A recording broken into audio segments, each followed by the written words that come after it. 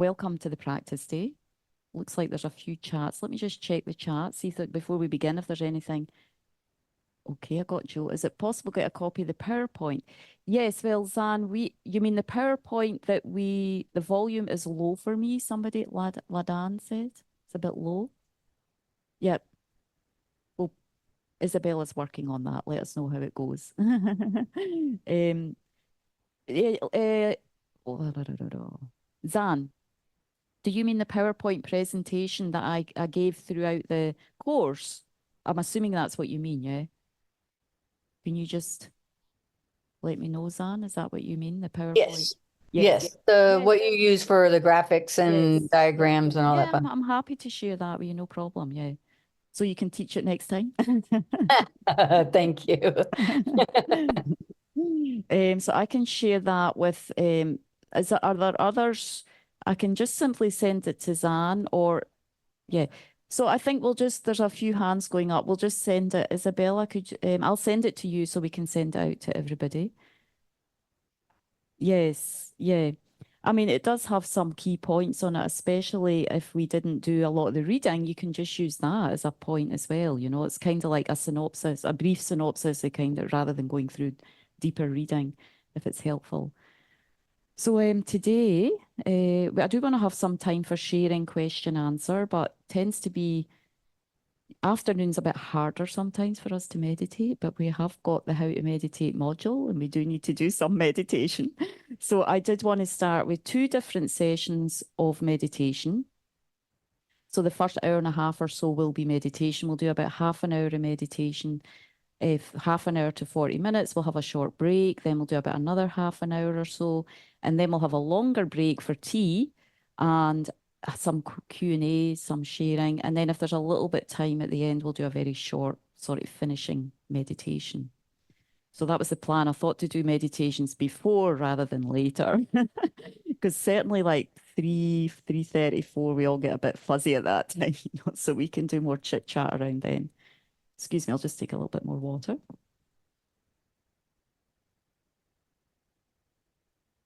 So, okay, so I'm going to share what I wanted to introduce you with today, which we didn't go through there's one new thing. I mean, of course, all the meditations are a little bit different, a little bit new, introducing you slightly to new things, building on what we've learned already. But this is a sort of heart practice of Lama Zopa Rinpoche, my main teacher, and the director of this organization. So he wanted to encourage all the students to do this morning practice of blessing the speech. So again, also, if there's an interest, this can also be sent to you, this practice, because we're going to go through it today. You can find it in the FPMT prayer books, but they don't always tend to have the chanting, or maybe I feel it's a little bit too many prayers for you at this point. So I've kind of just condensed it a little bit in a way that might be for you at the moment, something you could use or practice. And then as you go through the modules, we build on the different prayers and practices. But I didn't want to overwhelm you with too many prayers at the moment, just to give you a little bit taste of this type of meditation. So generally, though, there's a whole practice that my teacher that Rinpoche has called How to Make Our Lives More Wish Fulfilling. So it starts with this morning practice of blessing the speech. So I'm not going to talk too much about it because it take up too much time. I just want us to go through and just I'll explain it. You just experience the practice. There's a little bit on the bottom throughout this on the benefits of the practice that if you get it, you can read it later. And you just do what you can. It's reciting a few Sanskrit vowels and syllables, but I'll explain the visualization. But it's something to think about if you're developing your daily practice. It was advised by Rinpoche for FPMT students for us to do. It's not Rinpoche's own practice, it came from a great yogi, Kumba, I don't know who he was, but it's come from whole enlightened beings. And of course, we have to meditate with our body, speech, and mind. We have to guard the three doors of our body, speech, and mind. Be really careful that we're not creating negativity, with these three doors. And the speech is particularly difficult, can be. Some of us are very good at having good speech, but either way, This practice purifies our speech on a daily basis. And it also, there's additional mantras you can do, but again, I've just given you the skeleton of the practice right now, and maybe in a few modules we can add on extra mantras. But the skeleton is just the main syllables to bless the speech and make it meaningful for others. So when we bless our speech, also people, the power of doing these mantras, it gives a power to our speech, so people listen to us more. As if we do it on a daily, regular basis over some time, we purify our own negativities around the speech. And we also, it gives us power, though, that people listen to us more. And especially if we have jobs, well, I mean, for a parent, you need your kids to listen to you, without having to shout all the time. So, or whatever, you need to do, or just giving your speech a certain power, or ability to be heard by others. And also it purifies the speech. It also purifies others by hearing your speech. And there are other mantras you can add to that. It just gives a certain blessing or energy to your speech that becomes more and more beneficial. So it's a very good way to kind of arm ourselves with positivity when we go out into our day. That's what we're trying to do with meditation. It's put on this armor of positivity that's sincere. So in the beginning, we might be really struggling and trying to be this or that, but over time, through practice, that sincerity comes through, as it does with as meditation is. It's becoming familiar with positive states of mind. Here we're making her speech familiar, or we're creating this. It's not sort of so much familiarity, but we're developing a power of speech to benefit, definitely to purify your own speech, but particularly to be beneficial to others who hear us. That makes sense? Any questions for that? Yeah. So Lama Zopa Rinpoche, although he was a great enlightened yogi who spent hours and hours in meditation beyond this world, but he really gave so much advice for us to develop all these qualities in our daily life, to develop bodhicitta, to benefit in our daily life, because not everybody's going to go to the mountain and meditate, and that's not what Rinpoche was asking. He didn't ask many students at all to do that, actually. Most of us were very much working in the organization. So he set up a structure of practices so that we could make that service more meaningful, for ourselves and for other beings. So this is one of the key practices Rinpoche taught. So I'm just going to walk you through it. Don't worry too much about the sounds and the syllables, and there's some visualization. You just focus on, the main thing with meditation is to focus on different parts that you can resonate with right now. Don't try to take everything in. It's the same today as well. Don't try to have to take everything in. Just, if something comes up and that works, just focus on that and then join back in when you feel you can. And it's, sometimes we get really moved or touched by something, especially when we're in the Gompa here in the presence of holy objects, a place that's been blessed by holy beings. So sometimes we just, all of a sudden, we feel some experience, So it's good to stay with that, or not, or follow the flow of the meditation. Just do what works for you. I'm sure you will anyway. So let's just we're going to start with our usual way of getting into the body and the breath. Finding first of all, sort of the outer environment is our body, isn't it? That we need to feel comfortable in.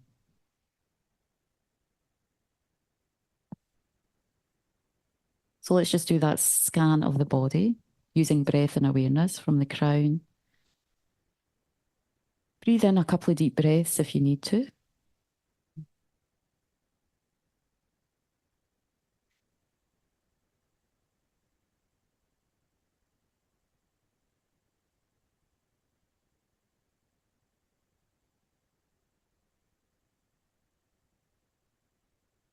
Then with breath and awareness, doing a scan of the body. Breathing into the crown, brow. And we can breathe normally or slightly deeper if we just feel we need to exhale any stale airs or any kind of tension from the body and mind.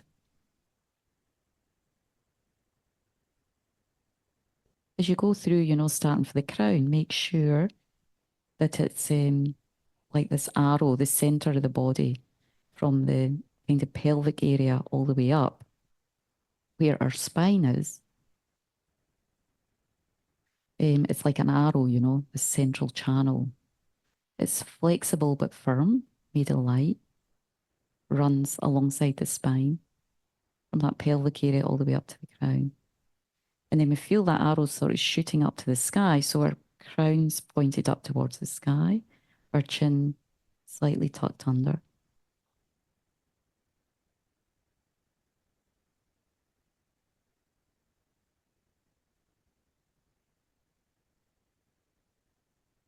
Breathe through the brow and the eyes, just softening with breath and awareness.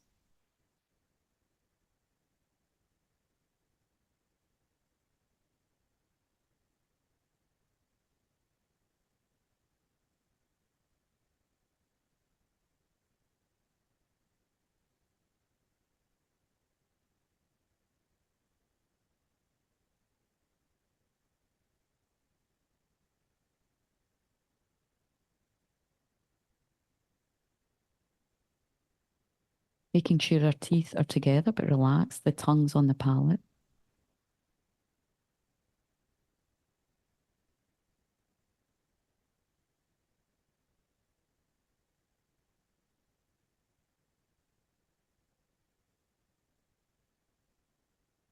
Down through the neck and the shoulders, opening up the chest, placing the shoulders back and down the body.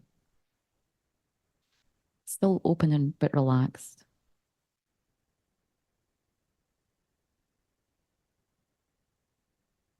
Meditation actually requires quite a deep level of relaxation and clarity for us to really touch the mind, affect the mind in a deeper way through our practice.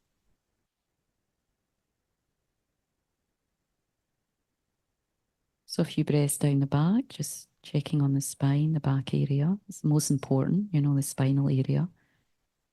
To keep the mind clear, relaxed but clear.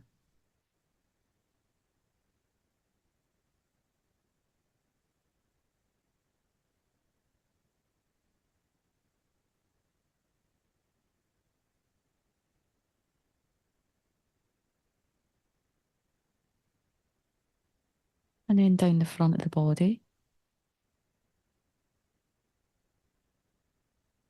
especially in the stomach area.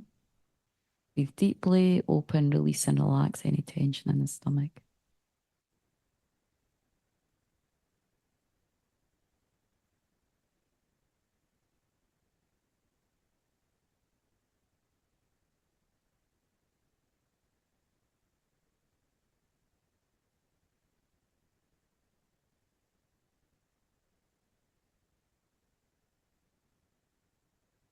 Then a few breaths all the way through the hips, down the legs, into the toes, just connecting our whole body.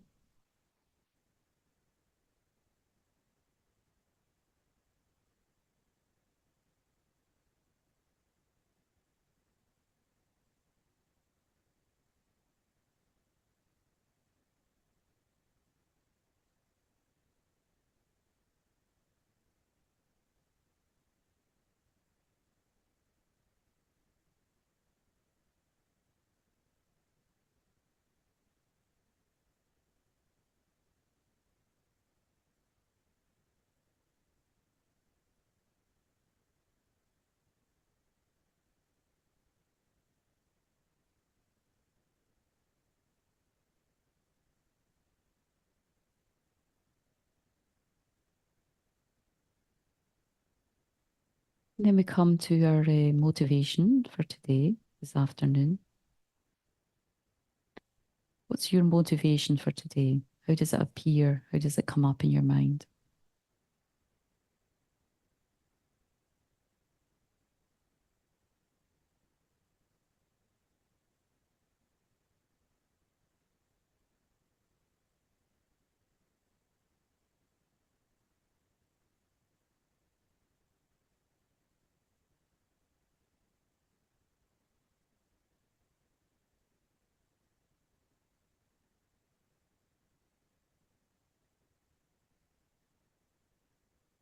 So again, on top of your own motivation, the whole course, Discovering Buddhism, is about transforming our motivation from something beyond perhaps just this life, finding the happiness of this life, temporary satisfaction in this life.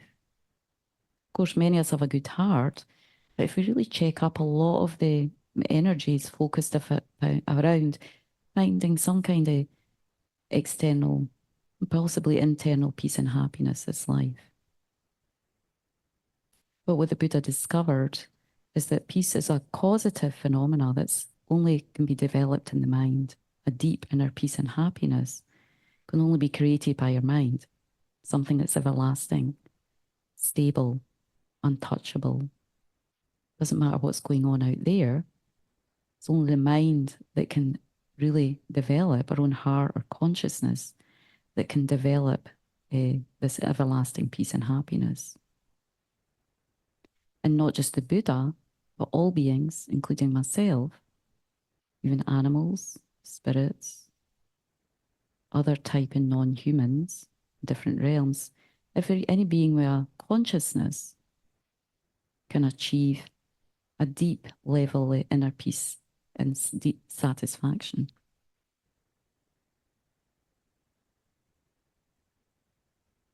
So how do we achieve that? This is the path, these are the teachings that we're listening to, the path to achieve that.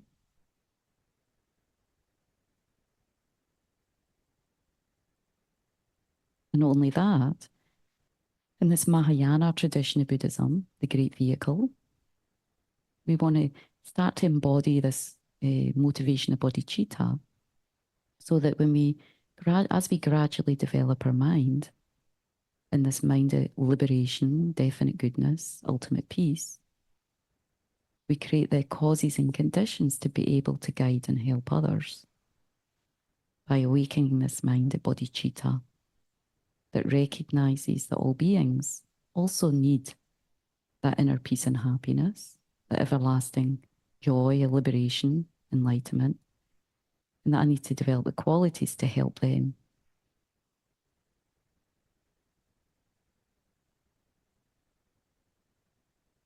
So we always try to motivate with this thought of benefiting others.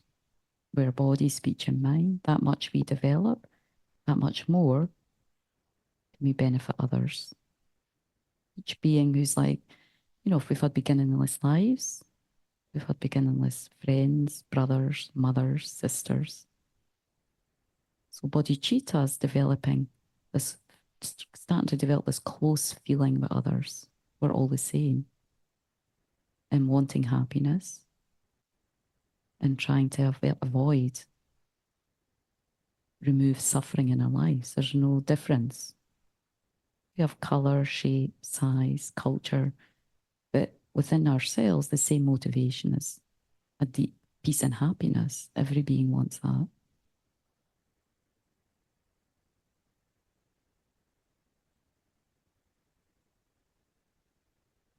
So deep down, each one of us here is really at this class with the same motivation.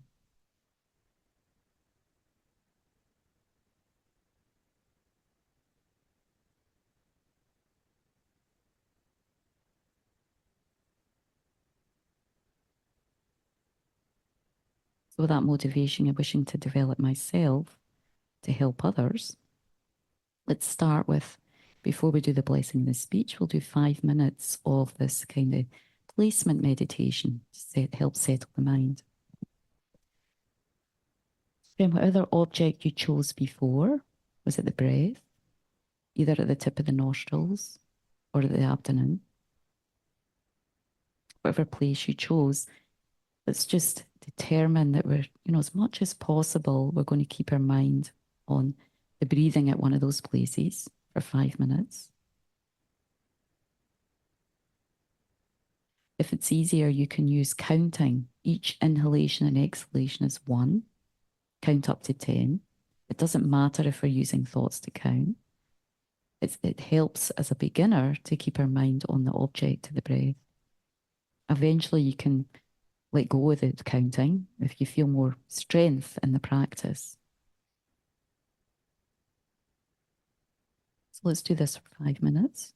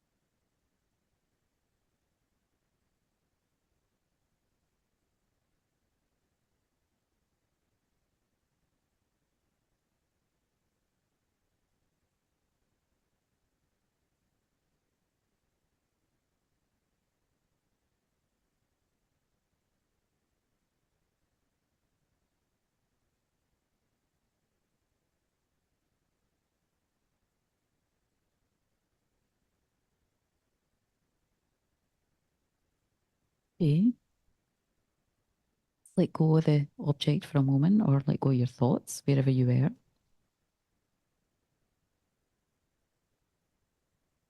Just doing that really to settle the mind a little bit. You know, our mind's a bit like being in an aeroplane when there's turbulence. You know, when it's going along smoothly, it's all nice, but all of a sudden there's turbulence, you know. So it's almost like when we do this practice, it's like being inside. We're aware that we're in the plane, we're in our body, and then there's just all this turbulence happening with the mind, you know, all the thoughts, feelings, emotions just coming up as we're trying to focus on just being with the breath, you know. Like the plane's just trying to go where it wants to go. We're trying to go somewhere with our breathing meditation, but everything's just getting in the way. The thoughts, you know, memories, emotions, whatever comes up, you know, that's it's just, you know, we just see the turbulence of our mind, you know, it's this karma and delusion. This is our state. It's not just our state, it's all beings, you know, apart for those few who have more developed minds. It's not necessarily something to beat ourselves up about. It's just we become more aware of what's going on. The truth is suffering. That's our state, you know. That much we study Buddhism, reflect on the teachings, that more we come to accept. That's our conditioned state. We're an ordinary being. We can still be generally happy, and that happiness will bring us out of that state, actually, that contentedness, that mind of renunciation as a power to gradually move us out of that state. It's just that our meditation becomes more and more like a mirror as we deepen our practice and we start to see more clearly our stuff. But the nice thing is, as we purify, meditate, listen to teachings, deepen our practice, we get some space for our stuff. It starts to become, we just get a wee bit more space to see it, to be aware of it, not to be completely absorbed in it. That's one of the benefits of prolonged practice. It starts to have less power over us. And gradually, as we develop, it's not there anymore, eventually.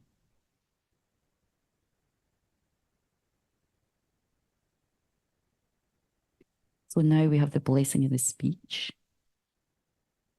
Again, all these holy beings did these speech, great yogis, enlightened beings used it even just as a general purification, not just for the speech, but as you can see, it purifies our body, speech, and mind.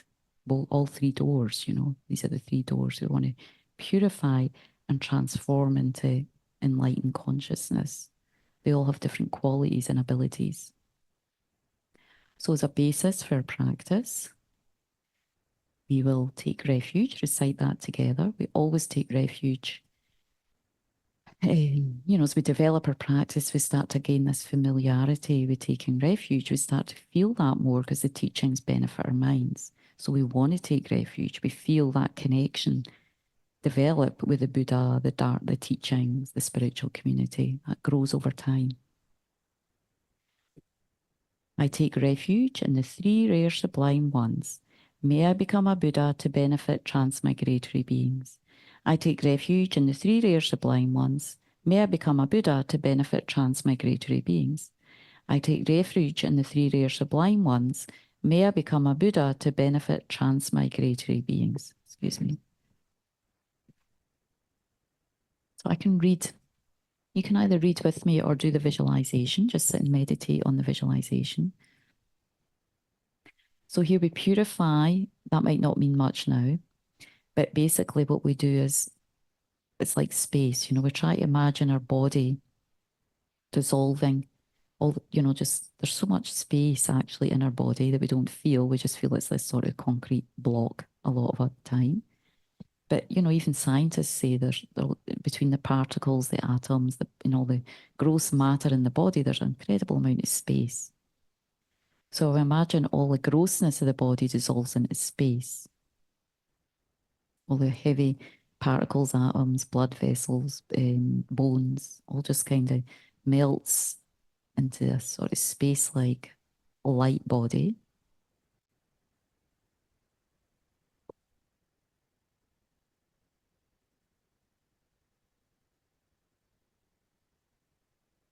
So we could say that's the deity, or we just imagine we have this body of light.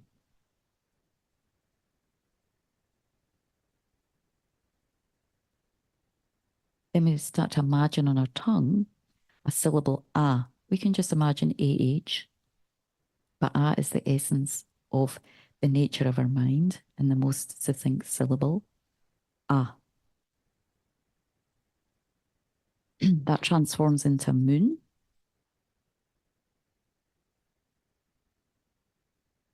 Small moon cushion made of clear, radiant light. On top of that is a white syllable om. And we can just think OM. So encircled around that syllable, the moon and the om, starts to become 3 garlands of light, each embodying these syllables. So these syllables of light. So one the om, and then the inner circle, we have what we call Sanskrit vowels, Ali, as we see here. So you can imagine them in English. Generally, they're in Sanskrit, but right now we're just kind of entering into this practice. So we'll do where we're comfortable with. Or you can just imagine a white ring of light, you know. It's kind of like dancing and vibrating sound, the sound that's embodied in these syllables. So that's going clockwise. There's an outer ring of red syllables going counterclockwise around the white ring, called the consonants, the Sanskrit consonants. Kali. Then there's another outer ring going clockwise again, the blue ring, the heart mantra of dependent relation. So these 3, you know, kind of pure syllables, Sanskrit syllables, like radiant white, red, and blue light, vibrating sound, energy. As we said in the practice and the teachings, the Sanskrit language within the sound is embodied the meaning, the quality, the realization. So we imagine light going in all directions, drawing forth all the blessings of the holy beings, the great sages who practice pure speech, silent, you know, when we're silent and we have a motivation to be silent, to meditate, to benefit our minds, it brings a huge power of speech. We're not using our speech in any negative way. So great yogis, the Buddhas in the past who developed power of speech, all their qualities come forth, again in form of white, red, and blue radiant light, and go into the syllables and mantra garlands in our tongue, making it more radiant and powerful, more sort of dazzling.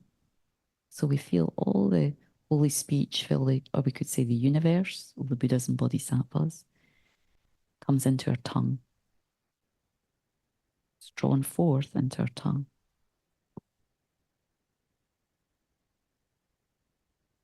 Then as we recite the first round of Sanskrit vowels, we imagine white light and nectar filling our whole body, purifying our body, healing karma, stealing karma, sexual misconduct, things that we've done to harm ourselves and others. Our body, not just now, but for beginningless lives, way, way back in the past that are deep in our consciousness, get purified. So we recite these 3 together. Om, ah, ah, I, u, ri, li, o, ang, a, swaha. Om, ah, ah, I, u, ri, li, o, ang, a, swaha. Om, ah, ah, I, u, ri, li, o, ang, a, swaha. Just take a moment to focus on the light and nectar flowing through our whole being, purifying deeply the karmas of our body and receiving all the enlightened qualities of the Buddhas and Bodhisattvas, radiant bodies, you know, youthful bodies.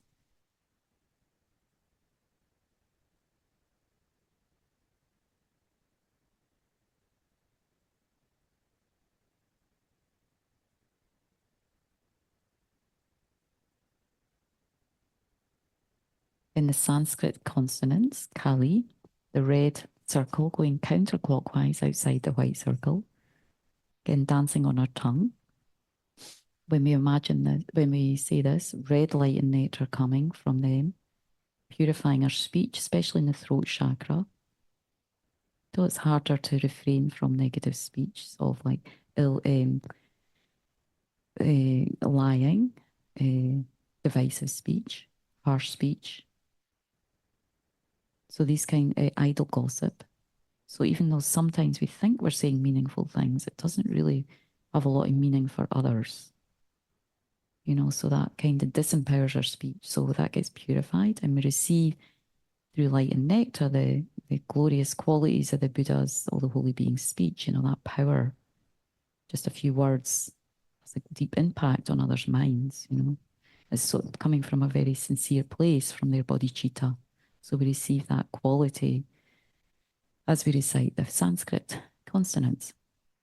Om Kagga Gagganya Sadsa Zagyana Chata Data Na Tata Data Na Papa Baba Ma Yara Lawa Shaka Sahakya Swaha. Om Kakagaganya Satsa Zagyana Tata Dadana Tata Dadana Papa Papa Ma Yara Lawa Shaka Sahakya Swaha.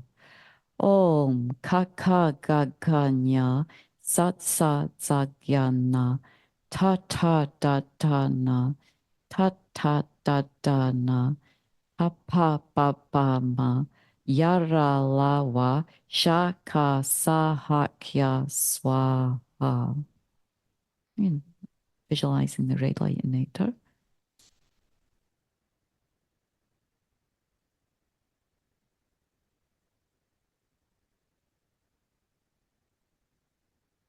Then the final one, the blue heart mantra of dependent relation.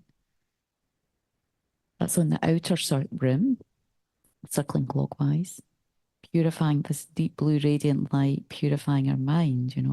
That's the main one we want to cleanse of a karma and delusion, especially ill will. So it's not easy to control the mind. I mean, we know that, especially negative thoughts towards others or towards ourselves. And covetousness, coveting others' possessions. And then the deeper challenges, wrong views of karma, our inability to realize emptiness, the karmic blocks to that get purified with the blue light and nectar. And we receive the power to be able to realize emptiness, bodhicitta, all the glorious qualities of the Buddhas and Bodhisattvas, and this blue light and nectar, especially going into the heart chakra, we feel it going there. Om Ye Dharma Hetu Prabhava Hetan Tekan Tatagato Hewada Tekan Sayo Niroda Evam Vadi Mahashamanaye Swaha. Om Ye Dharma Hetu Prabhava Heton Tekan Tatagato Hewada Tekan Sayo Niroda Evam Vadi Mahashamanaye Swaha. Om Ye Dharma Hetu Prabhava Heton Tekan Tatagato Hewada Tekan Sayo Niroda Evam Vadi Mahashamanaye Swaha.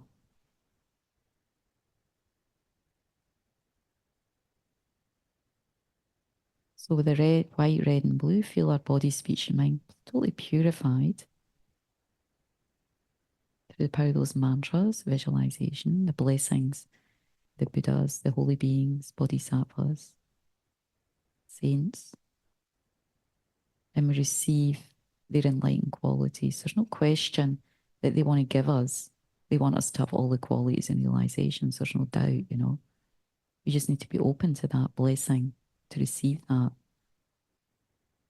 And within ourselves to create the environment, the inner causes and the conditions to continually receive the blessings through our own effort. When we do these practices, it creates an environment to receive that blessing, that power, that help and support.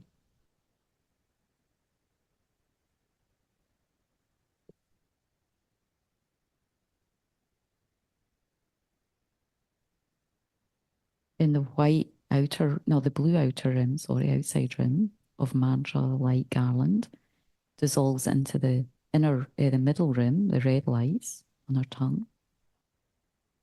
The red syllables gradually dissolve into the inner rim of the white consonants, vowels, sorry.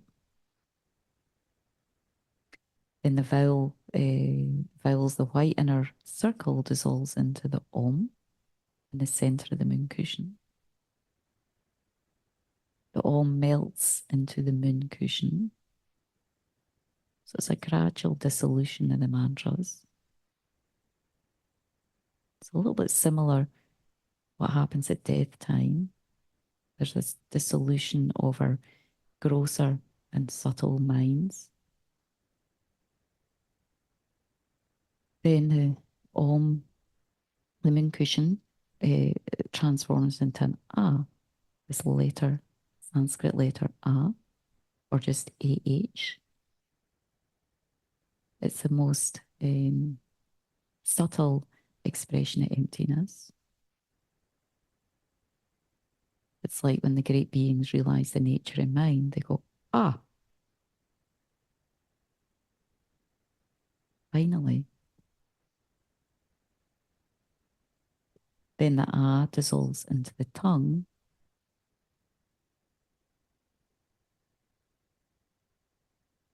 And we feel that our tongue has received this blessing. It becomes like powerful, our speech becomes powerful and perfect to benefit others.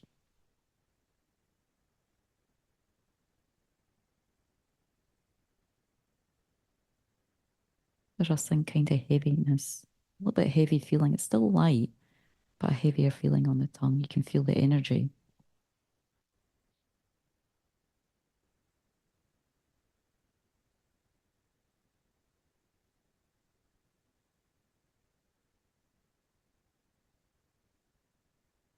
Then we dedicate.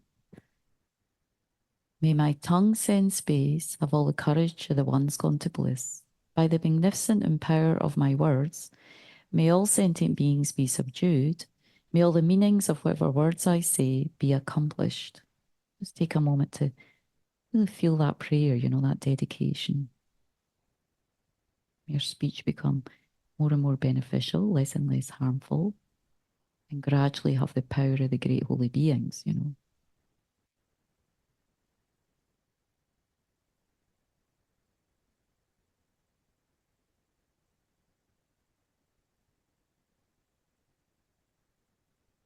And then the mantra to bless the rosary. So again, I'm just introducing these mantras in case you want to start using them in your daily practice.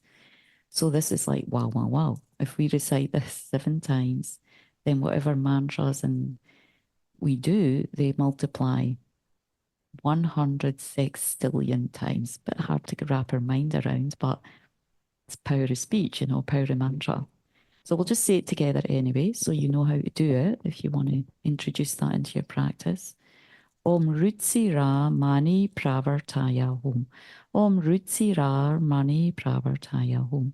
Om Rutsi Ra Mani Pravartaya Hum. Om Rutsi Ra Mani Pravartaya Hum. Om Rutsi Ra Mani Pravartaya Hum. Om Rutsi Ra Mani Pravartaya Hum. Om Rutsi Ra Mani Pravartaya Hum. Om Rutsi Ra Mani Pravartaya Hum. And then you blow.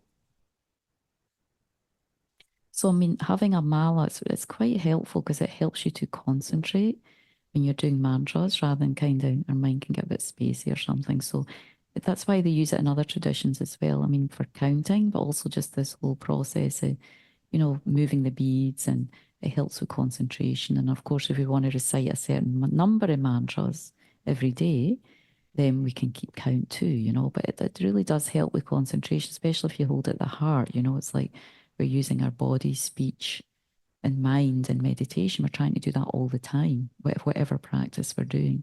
So it keeps, you know, it's keeping the body in virtue, you know, by holding the mala and counting something virtuous that we're doing with our mind and our speech. Mantra to multiply virtue. So if we do this in the morning, everything we do multiplies 100,000 times. You know, this is the skillful ways of the holy beings to make whatever we're doing have more power, more depth, more meaning, more virtuous for our future lives. So the action becomes even greater, the effects of it become greater for future, so we can get enlightened more quickly, basically. We can get out of the turbulence of samsara more quickly because they all love us, they want us to be out of it, but we need to create the causes, They can't snap their fingers, they can't bathe us in water. They would if they could.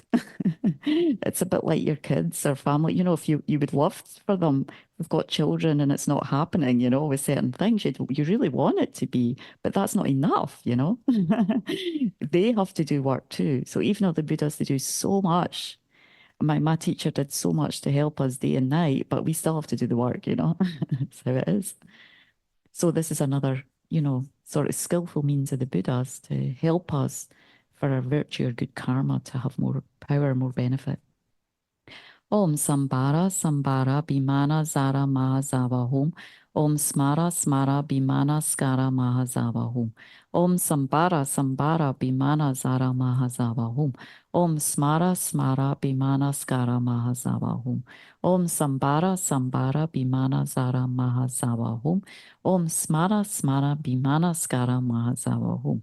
Om Sambara Sambara Bhimana Zara Mahazava Hum. Om Smara Smara Bhimana Skara Mahazava Hum. Om Sambara Sambara Bhimana Zara Mahazava Hum. Om Smara Smara Bhimana Skara Mahazava Hum. Om Sambara Sambara Bhimana Zara Mahazava Hum. Om Smara Smara Bhimana Skara Mahazava Hum. Okay, so that's been nearly an hour. We probably need a little bit 5 minutes to walk around. It's not easy. That's quite a long time to sit already. So let's take a 5 minute break. Then we're going to come back. We're not going to chit chat too much. We'll just pee break and then we'll do a more meditation and then we'll have a longer bit of a tea break and then, a little bit sharing question answer. So we'll see you at 2:35.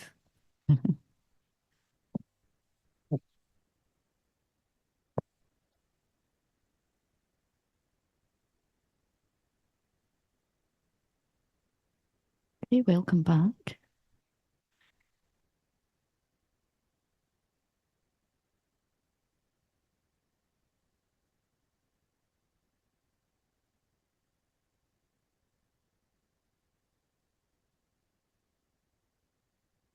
So again, just slowly getting into a position that's comfortable for us to meditate. So just before we start, I wanted to introduce in the last session, but I missed it. But just to another, since I'll send this practice to all of you so that you know what all the different parts of the practice are. If I missed out the mantra. So this is another mantra. You might be thinking, gosh, there's so many mantras, but anyway, you build up slowly, slowly. I'm the mantra nun. Um, so this one is typically the one that we recite when we prostrate, So sometimes when you go into gompas and temples, not just in Tibetan Buddhism, but all the Buddhist traditions, and there's different styles of prostrating in different Buddhist traditions, but you'll see whether it's nuns or monks or lay people. Lay people are those who aren't ordained. That's the term we use if anyone's not familiar with that term. Once we've developed a sense of refuge or we've taken refuge in the Buddhist teachings, then generally when we enter a temple, we, look at the Buddhas, look at the holy objects. If it's a Zen temple, there'll definitely at least be the image of a Buddha, maybe some text. In the Tibetan Buddhist tradition, there's many. You don't know where to look. It's like there's so many, but that's very beneficial, we would say. That's another topic altogether. But generally, we go in and we just think a little bit.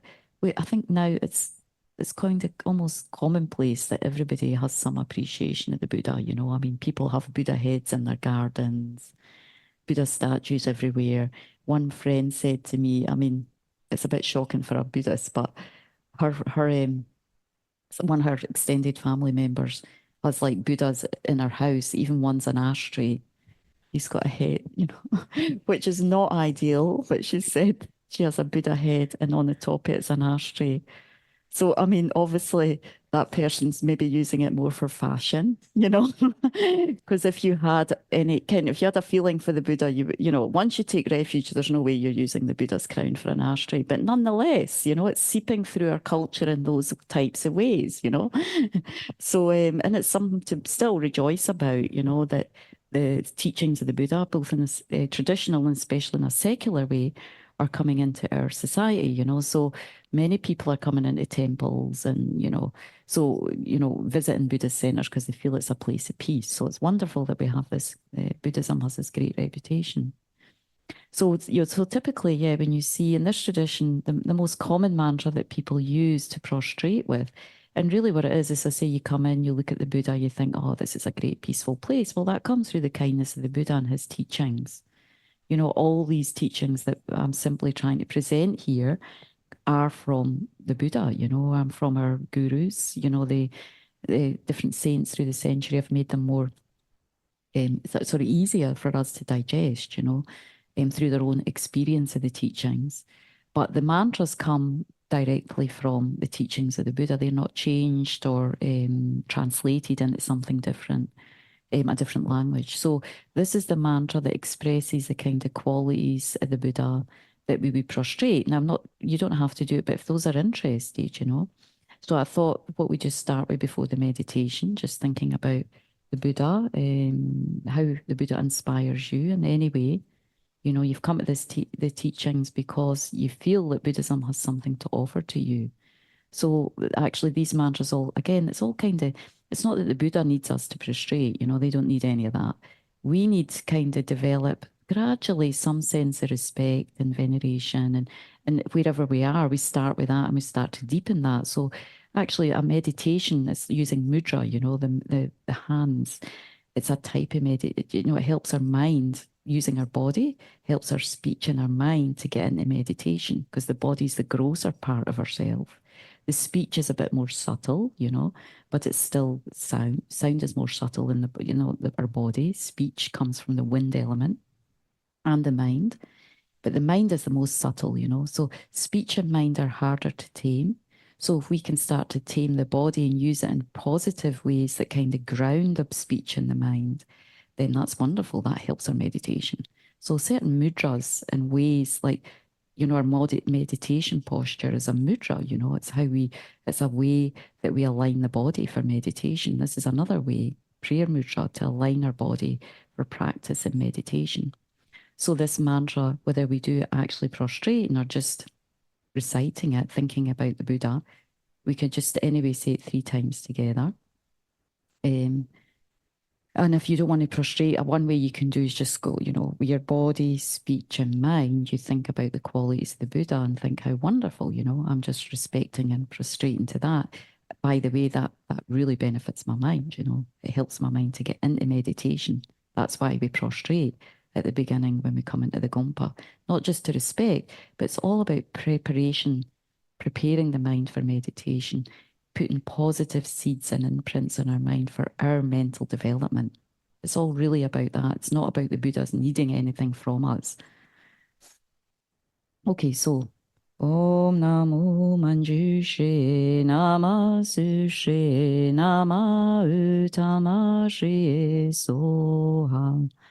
Om Namo Manjushri Namasushe Nama Uttamashri Soham.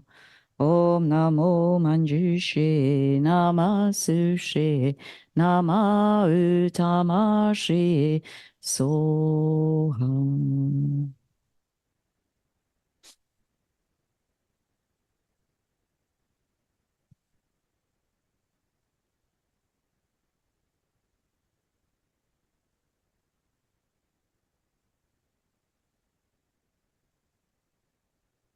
Again, just breathing for a minute into our body, finding our place for meditation.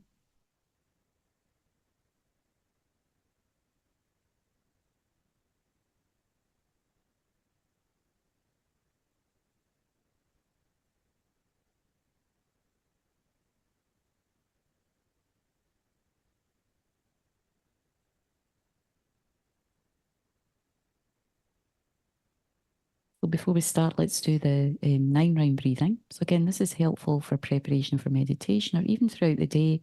If you find the mind getting really over agitated, upset, hard to control, you can just sit for a minute and do the 9 round breathing because the winds, by clearing the winds in these central channels, it helps, supports the mind to settle a little bit, it takes out that stale energy, that aggravated energy. So let's put the first finger of the left hand over the right nostril, inhaling through the left, exhaling through the right. Slow, long, deep breaths 3 times.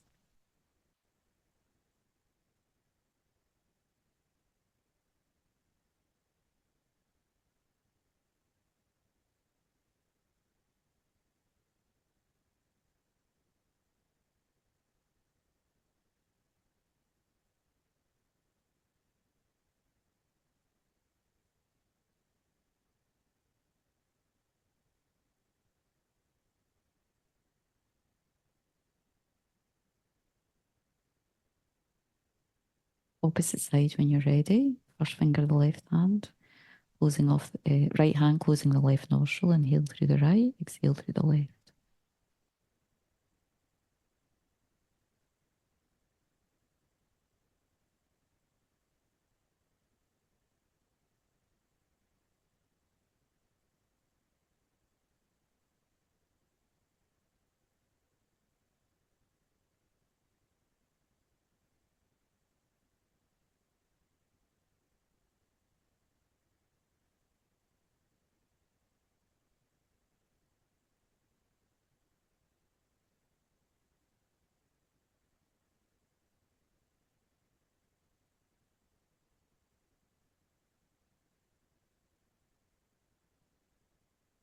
Clearing the central channel, inhaling 3 times. Inhale.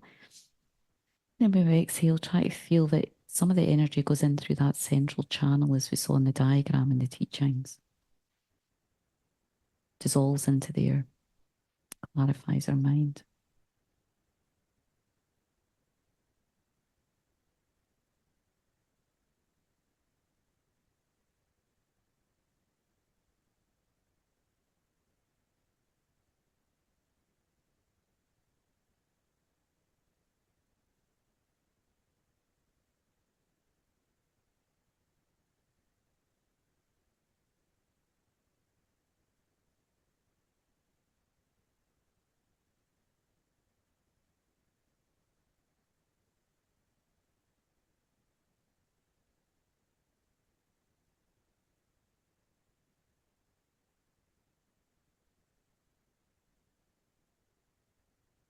So again, for 5 minutes, we're going to do some stabilizing meditation, bringing our mind to our object, to the breath, at the nostrils, at the abdomen. So on top of the counting method, another method to help us to catch our thoughts, not get completely caught there for the whole meditation, is when we see ourselves caught in thought, just label it thinking. It's not so much the way to catch our thoughts, but it's more to stop ourselves from getting caught up in a storyline around finding ourselves thinking, going further into thoughts. Just, it's like you're observing yourself, you're observing the breath. And then when you see yourself being off the breath into your thoughts, just as an observer, say thinking and go back to the breath. If there's a sound that captures your attention and you get lost in that, just label it sound without any other storyline, go back to the breath. So 5 minutes.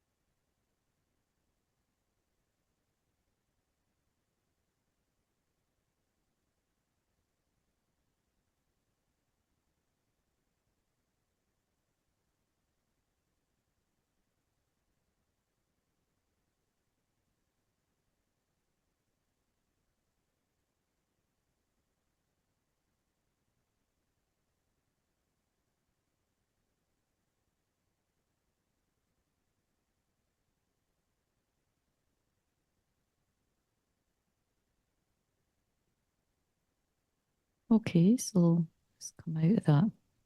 Not out totally out of the meditation, but just letting go of the awareness on the breath. Just a couple of deep breaths, just to be back here in the body, or deeper here in the body.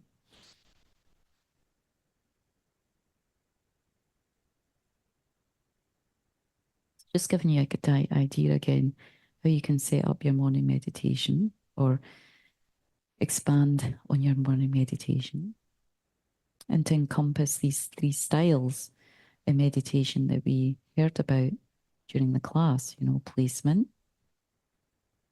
analytical meditation, and also using mantras and deities and visualization, prayers and practices, how we can combine them together to have a sort of more complete practice to work on different aspects of our mind. So here today we're going to combine, we've done a little bit of placement, we're going to do a little bit of prayers and mantra along with analytical meditation to reflect on using prayers and mantra to sort of deepen our reflection on what we call precious human rebirth, one of the preliminary topics in the Lam Rin. So we're going to rely on, for this practice, this we see in the image here, and also we have a beautiful statue in the Gompa on my right side. Chenrezig, thousand arm Chenrezig, the Buddha of compassion.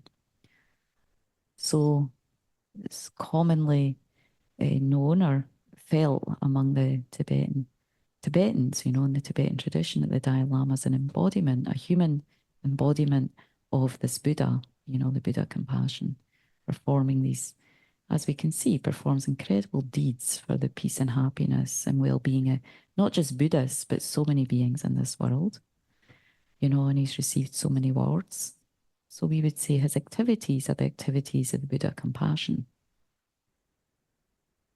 So with this practice, we start by trying to imagine first of all that we're not in this sort of concrete place, but we're in a place, a kind of pure place made of light, maybe like a beautiful park, or we could say it like at the beach, a really clear beach, where the water's clear, the sand's clear, there's beautiful flowers and flower bushes, nature around.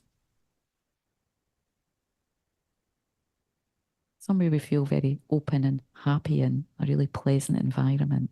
It's made of light. This is the kind of environment the Buddhas abide in, places made of light. Just as we see, the Buddha, all their bodies are made of light, not concrete and solid, not under the control of aging and death. And in the vast open sky, about a body length away from us, at the level of our brow, starts to form on a lotus, sort of very beautiful, fragrant lotus made of light, as we see in the image. On top of that's a moon cushion. So the lotus symbolizes many things, but especially the kind of full awakening of the mind, And the mind awakens fully when it recognizes its true nature, awakens from the darkness of samsara, the darkness of ignorance. So that lotus signifies that full awakening. The Buddha's awakened out of that, The moon embodies this quality of, just like the moon, our full moon shines on all beings without discrimination in the sky, shines light in every being, every place. Minds, that moon symbolizes this awakening mind of bodhicitta, the good, ultimate good heart that cherishes every being like its own child, someone very precious.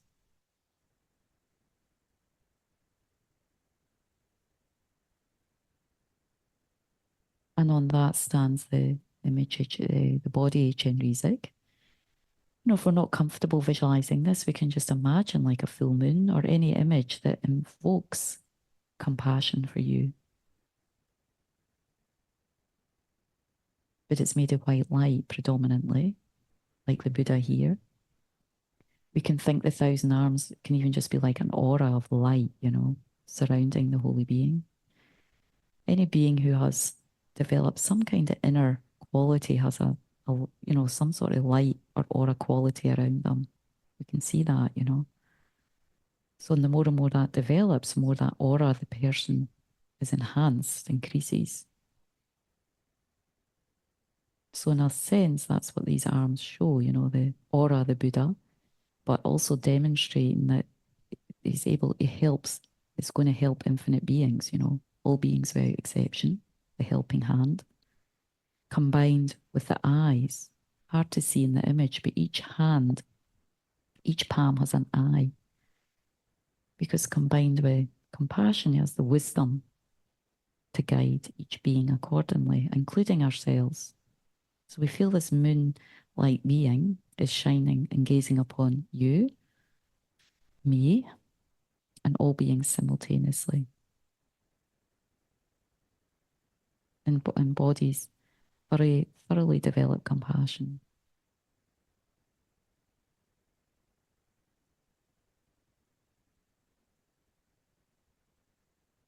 Just by being in the presence of this being, our mind feels more open, more awake, more happy.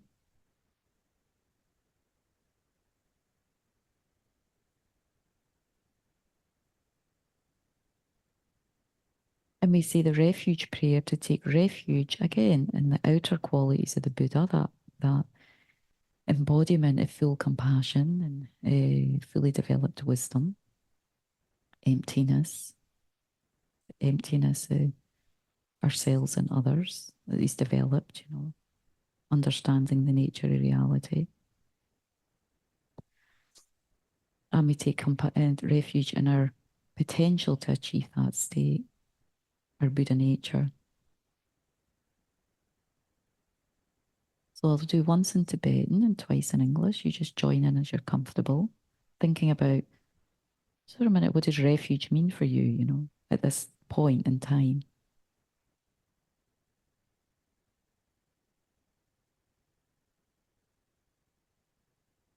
Angie chodan sogi chognamna chanju bardu dagni kyapsuji dagi chensogi be sonamgi rola benjir sange druparshog. I take refuge until I'm enlightened in the Buddha, the Dharma, and the Supreme Assembly. By the merits of generosity and so forth, may I become a Buddha to benefit transmigratory beings. I take refuge until I'm enlightened in the Buddha, the Dharma, and the Supreme Assembly. By my merits of generosity and so forth, may I become a Buddha to benefit transmigratory beings. So just briefly reflect on these four immeasurables. Again, these are the basis for us developing this more sacred mind of bodhicitta.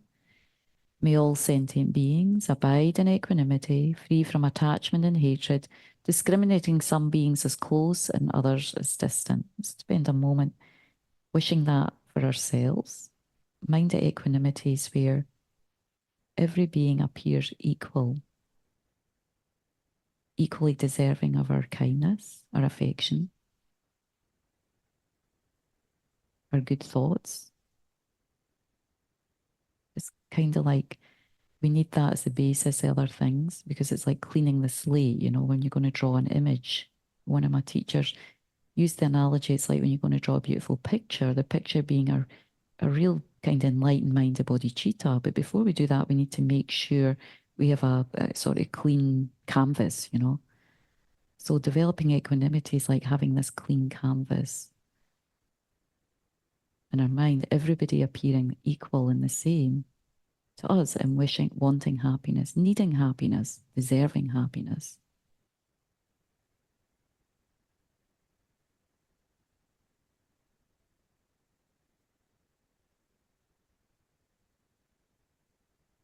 Immeasurable loving kindness. May all sentient beings have happiness and the cause of happiness. So we can also wish it for ourselves in the beginning. Typically in the Tibetan prayers, it's not there.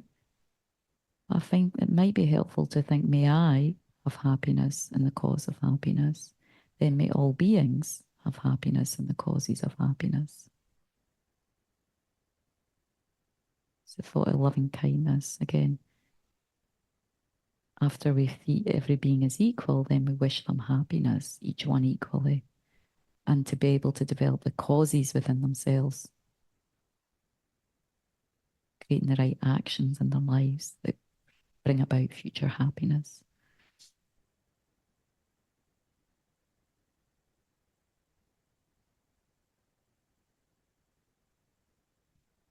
Immeasurable compassion. May all sentient beings be free from suffering and the causes of suffering.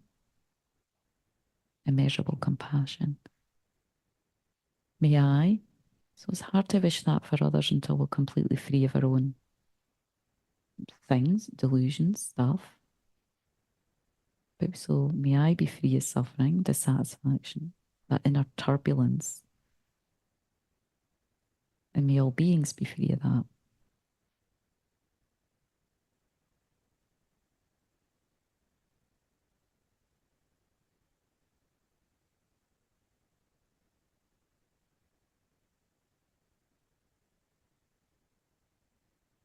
May all immeasurable joy, may all sentient beings never be separated from the happiness of high rebirth and liberation.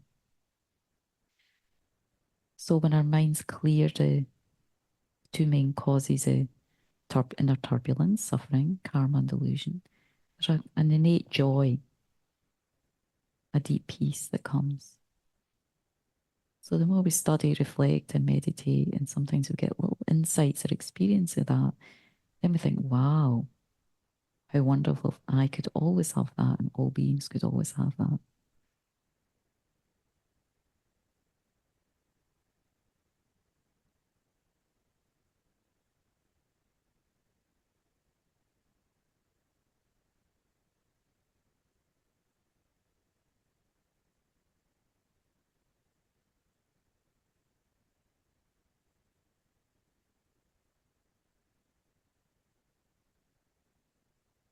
So then we offer a mandala. So again, it's like, for us to be able to open up and to receive what we need, teachings, the blessings, purification, development of our mind. We need to be able to give as well, we need to be able to practice generosity. So this is a way where we practice the leg of generosity by visualizing, offering a mandala, a depiction of the universe, everything that we enjoy in the universe, food and clothing, our house. We try and just mentally give away some of the things that we cling to. Because it's the clinging that we want to release, wrong view self that we want to release. So we practice in an easy way by offering a mandala, a pure place, and everything we feel attached to, friends, family, possessions. We try and visualize all and offer it to the heart of Jen Riesig. This ground, anointed with perfume, strewn with flowers, adorned with Mount Meru, 4 continents, the sun and the moon. I imagine as a Buddha land and offer it. May all transmigratory beings enjoy this pure land.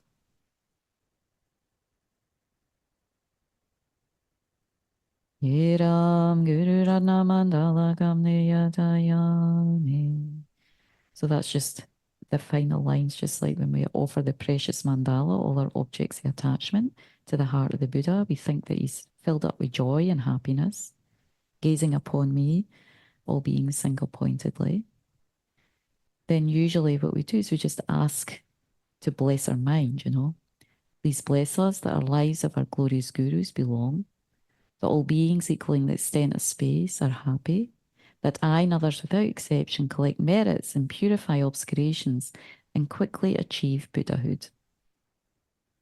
Please bless my mind to become Dharma, Dharma to become the path, and the path to be without obstacles. Sorry, I put that in twice by mistake. So let's imagine that in the presence of the Buddhas, we've done a little bit what we call preliminary prayer. So now we're just going to do a short reflection on precious human life, an analytical meditation. Think about, reflect a little bit on the wisdom side of the teachings in a way, you know. What do the Buddhas see with their mind, you know? What they see is that our human existence, what we have right now, is very precious. Not just being born a human, but particularly someone who has, you know, we have all our sense faculties complete. We have a certain intelligence, you know, we've had education and we have an intelligence to be able to think and reflect on things in a much wider way due to the education we've received in our lives, you know, into the situation we've been born, the country we've been born into.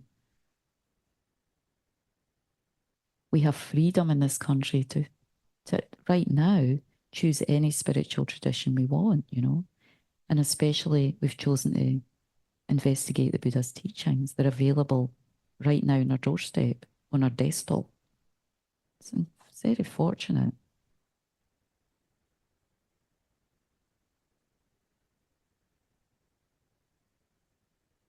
So the purpose of this meditation is to try and bring about a sense of feeling fortunate or you know, a sense of gratitude. It's the basis of this mind of contentment that I was talking about earlier.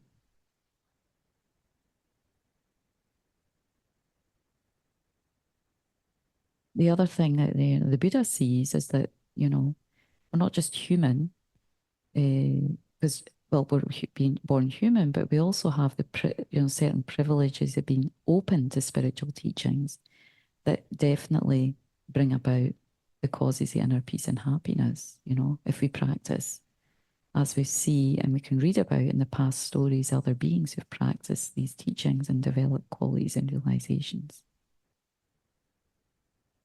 So you probably in our family even, there's people who are not interested. In our country, there's many people who might not be interested or have a type of faith, but it might be altered, you know, it might be more fanatic, you know, or it might not lead them to the path of liberation and peace as they might expect. We call this wrong traditions, you know, wrong spiritual traditions.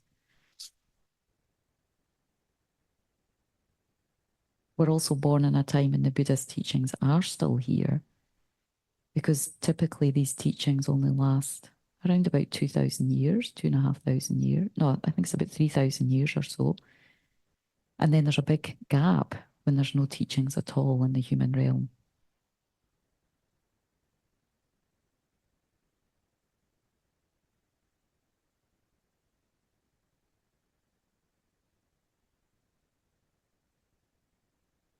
So the other benefit that we have in our lives, sort of bigger leap to take in terms of reflecting on our precious human existence, is that it's precious as a human, because if we're born an animal,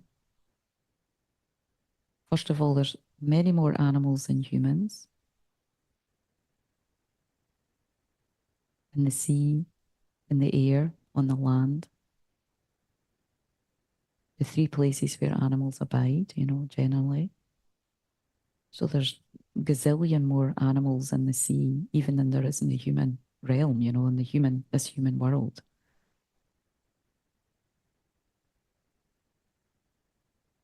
So if we investigate more deeply, it's not easy for animals to engage in spiritual teachings.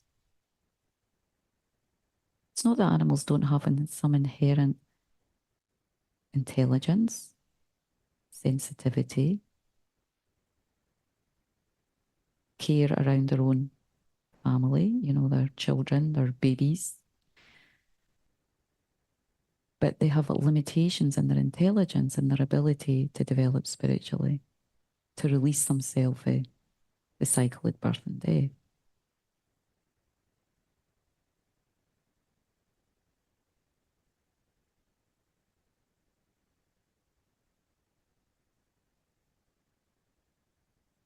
So one way we think about how fortunate we are is that according to the Buddhist tradition, we have our consciousness, if we create the karma, can be reborn into any of those realms. Human realm, animal realm, can be born in the human realm where there's a place where there's no dharma, there's no proper, clear, valid spiritual teachings. Maybe there's war, famine, disease. We see this already in the human realm. Millions of people right now struggling and suffering for harm for the elements, struggling through war, epidemic, disease, poverty. I mean, we can't, it's much more than how many are living in our level of comfort, just in the human realm.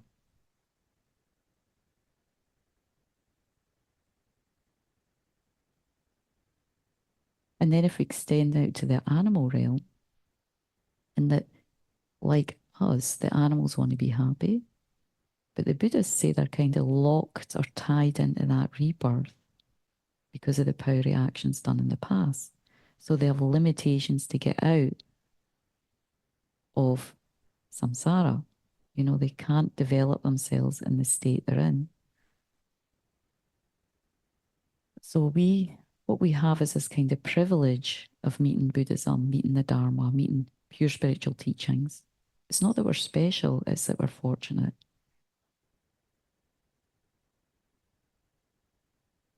So this reflection is to try and bring about a sense of taking responsibility because we have this unique situation that we've created in the past, and it's not easy to create in the future. If we think about the numbers of beings not in our situation, have experienced much heavier challenges and problems, locked into that almost.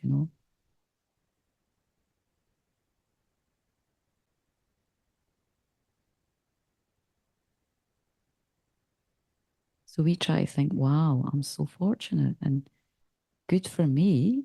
I've created this human life, but as much as possible, I need to try to get out of, or at least to develop my mind as much as possible to benefit and not harm.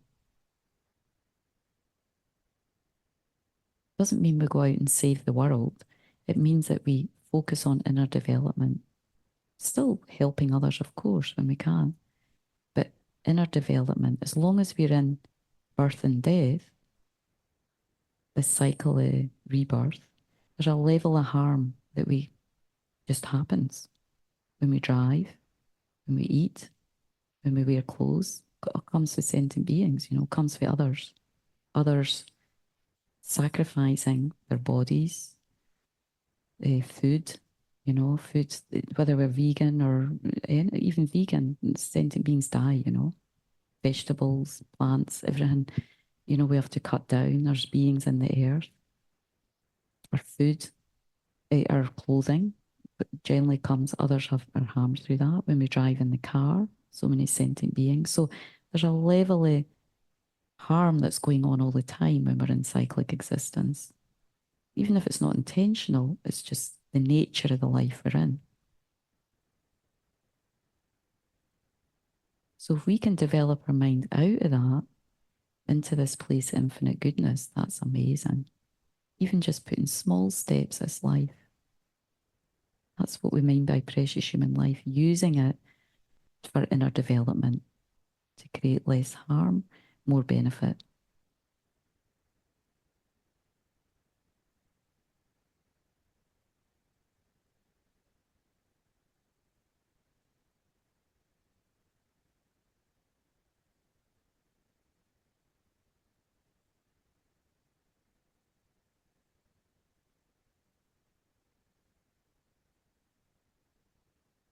So we request Chenrezig. We go back to the practice. Chenrezig's still there. And what we do is ask just to be able to bless our mind, to get inspired, when we chant the mantra, Om Mani Padme Hum. That mantra encapsulates the whole path to enlightenment. It's the most commonly chanted mantra in the Tibetan Buddhist tradition. Commonly known as the mantra compassion, but it also encapsulates both the two bodhicittas, which means compassion and also the wisdom to realize our ultimate nature. So we feel, we request you, music, to help us to feel that preciousness, that gratitude for our precious human life, to try and gain some joy from our existence, a joy that sustains us to be able to keep developing our mind, you know, become a better person. Eventually develop that inner peace and happiness that's free for the turbulence of cyclic existence, samsara, delusions and karma.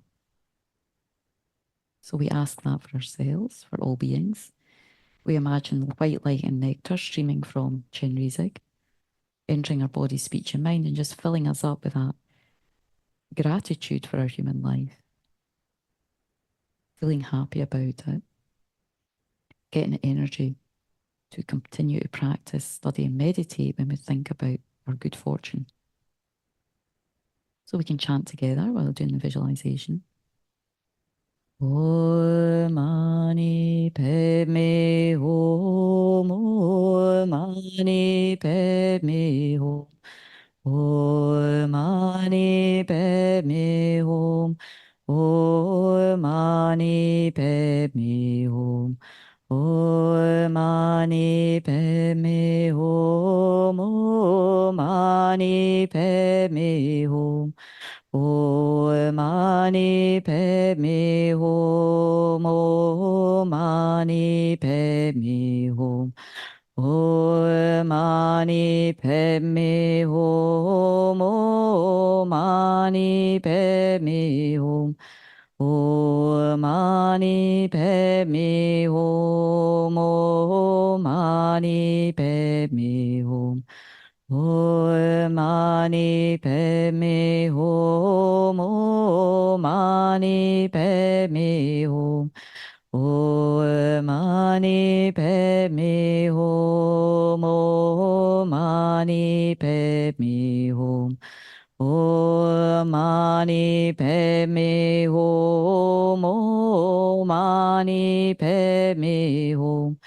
Om Mani Padme Hum, Om Mani Padme Hum, Om Mani Padme Hum, Om Mani Padme Hum, Om Mani Padme Hum, Om Mani Padme Hum.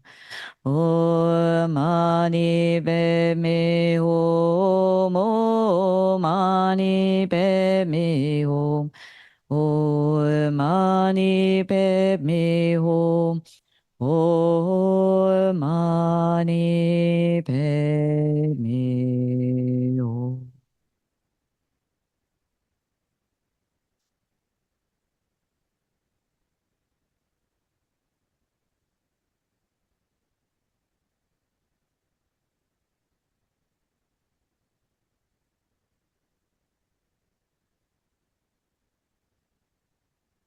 So we feel Guru Chenrezig's really happy with our meditation, our placement meditation, our prayers, our intention, our you know, our sort of reflection on the preciousness of our human life.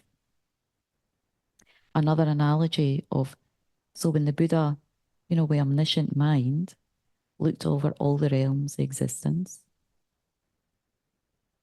not just this universe, many, many universes, and then he saw our human realm and those of us who have what we call a precious human life, not just a human life, but one that has particular qualities of being interested specifically in spiritual practice and having an ability to develop our minds, that freedom in our lives, access to spiritual teachings.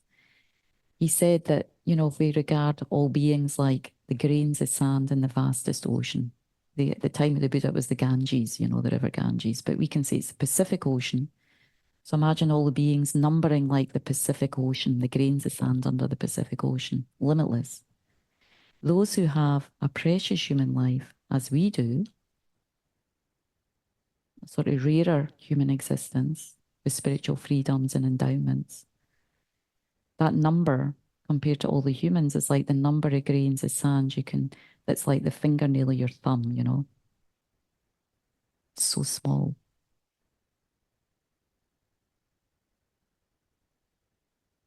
So that's how the Buddha saw. We have this very rare situation, you know, to develop our minds. So if we continue to try and think about it, then maybe it becomes more clear, you know. If we think and read over the teachings in Precious Human Life, it becomes more clear. And what we come from that is a real sense of joy, you know, appreciation of what we did in the past, and a bit of a sense of, you know, I need to help, you know, externally, yeah, but mostly internally to the development of my mind, the more we understand the progress in the path of the Lam Rim. So we imagine Chenrezig, which is also in a small ball of golden light, or white light, like the moon, just like we see the full moon, but, you know, 1,000 times brighter, radiant, still very soft and clear, and comes to our crown, our head, and slowly we just feel that blessing and that light energy filling our whole body. And we receive his realization of precious human rebirth, the clarity and joy that we get from understanding the rarity and the good fortune of our existence right now, our situation right now.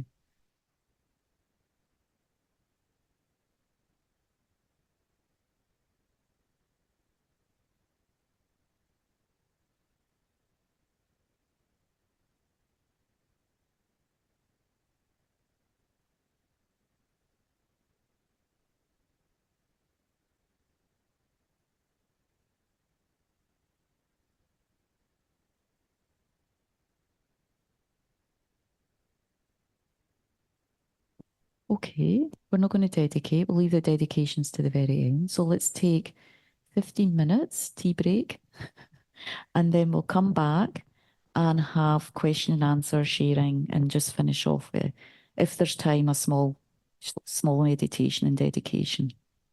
Okay? So we're on 3:25. We'll come back at 3:40. Enjoy your tea.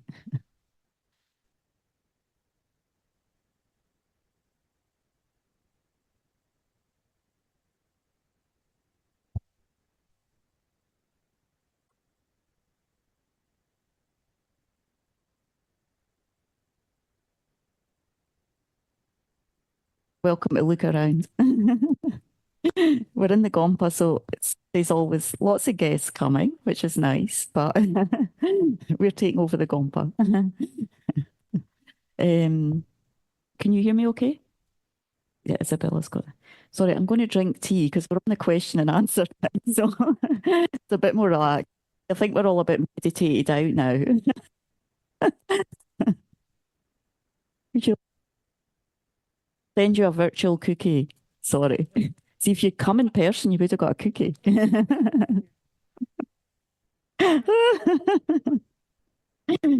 can take the essence. That's what the Buddhas do. You take the essence from our offerings.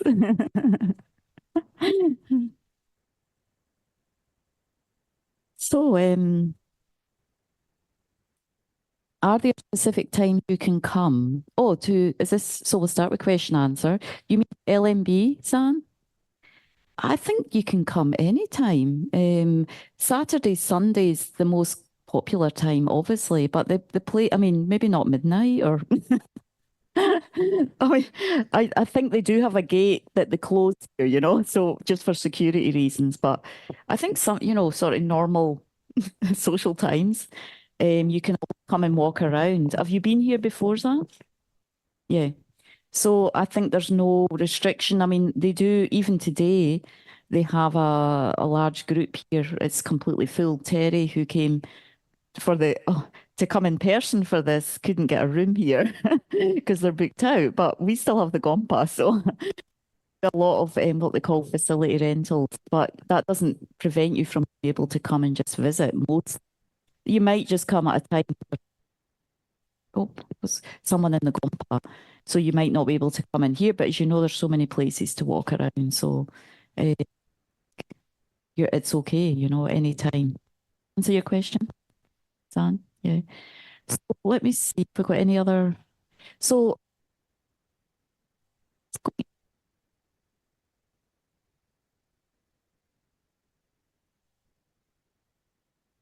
it's going, oh, there we go. Yeah, maybe that's it better now. So, yeah, now we're into question answer. So I'd like to open up to, first of all, do we have any questions about today or about the material we covered in the course in general? We'll start with Susan. Susan, yes. Just a quick question about the exam. Is the exam, do you want the answers from memory or is it kind of like open book, like can we use our notes? Oh, I think it says there, ideally you sort of read what you're going to read and then you answer, but I think it's difficult, so see what you can do by memory, and then if you need to look up a little bit, that's okay too. I'm not really strict about it. The main thing is you get some feeling of the material, you're able to hold some of the material. But I've figured, that you're not going to be able to answer everything from memory. Of course, if I send the PowerPoint out to you, the other thing is if I'll get that out to you by tomorrow or the day after, and that'll still give you 2 or 3 days. If you read over the PowerPoint before, you'll find quite a bit of a bit of it in there, So I wouldn't be strict about it being not open book, no. Any other? So, yes. Mm-hmm.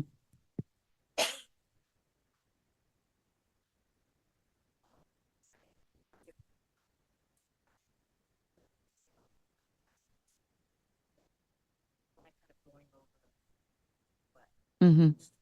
So everyone heard that? They hear that online because of the mic? Yeah, okay.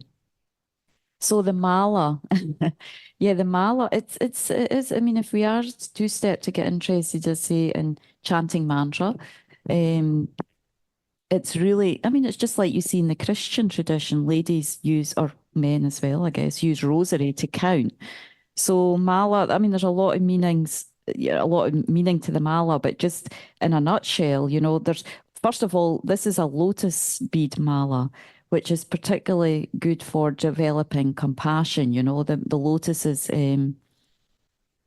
a special quality. Bodhi seed and lotus seed kind of help. Sometimes the bead of the mantra carries a certain energy, So it helps you when you're trying to develop, you're maybe chanting Om Mani Padme Hum, the energy, the mala the beads hold that essence, So that's one thing with the mala. If you've got a mala, you don't have to have all these different malas, There's another one that's very good when you're doing wisdom or, for purification. You might want to use like a clear mala, crystal mala. So different beads can be more beneficial in different practices. That's one thing.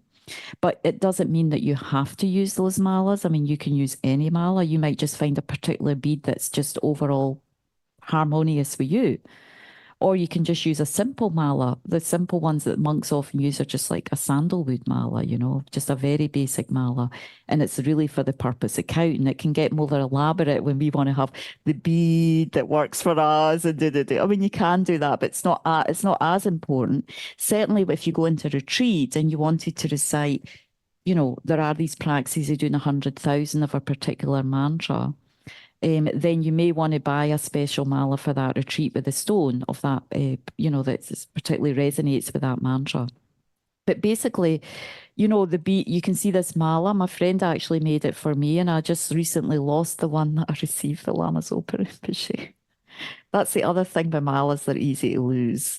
You're doing mantras and you get up and it falls on the floor and you walk away, and you're in the middle of I don't know, a shopping place or so I did have it for about 4 or 5 years. That's probably a record. So another reason for not having too expensive a mala in your day-to-day use is you don't want to lose it. So having a cheap mala, sandalwood or something for day-to-day might be good. And then maybe you have another mala that you like to use for certain retreats or mantras that you don't take out the house so you don't lose it.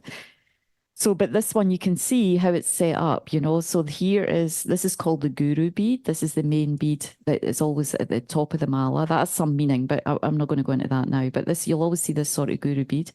Then typically, you know, because it's used for counting. So a lot of the time when we take initiations from teachers, sometimes you have a commitment to recite a certain amount of mantras. And even if you don't, sometimes they ask you to take a commitment. Commit now because you've received this initiation to recite so many mantras every day. So this is counted for 7 here, you see. 6 and this red one is 7. So it helps you to be able to count. So you don't have to sit there and go 1, 2, 3. You're trying to do your mantras, you know. So most malas have these, you know, the original stone that's made of, and then they'll have counters in there. So you've got 7, you've got 21, which is also a common number that people recite mantras of.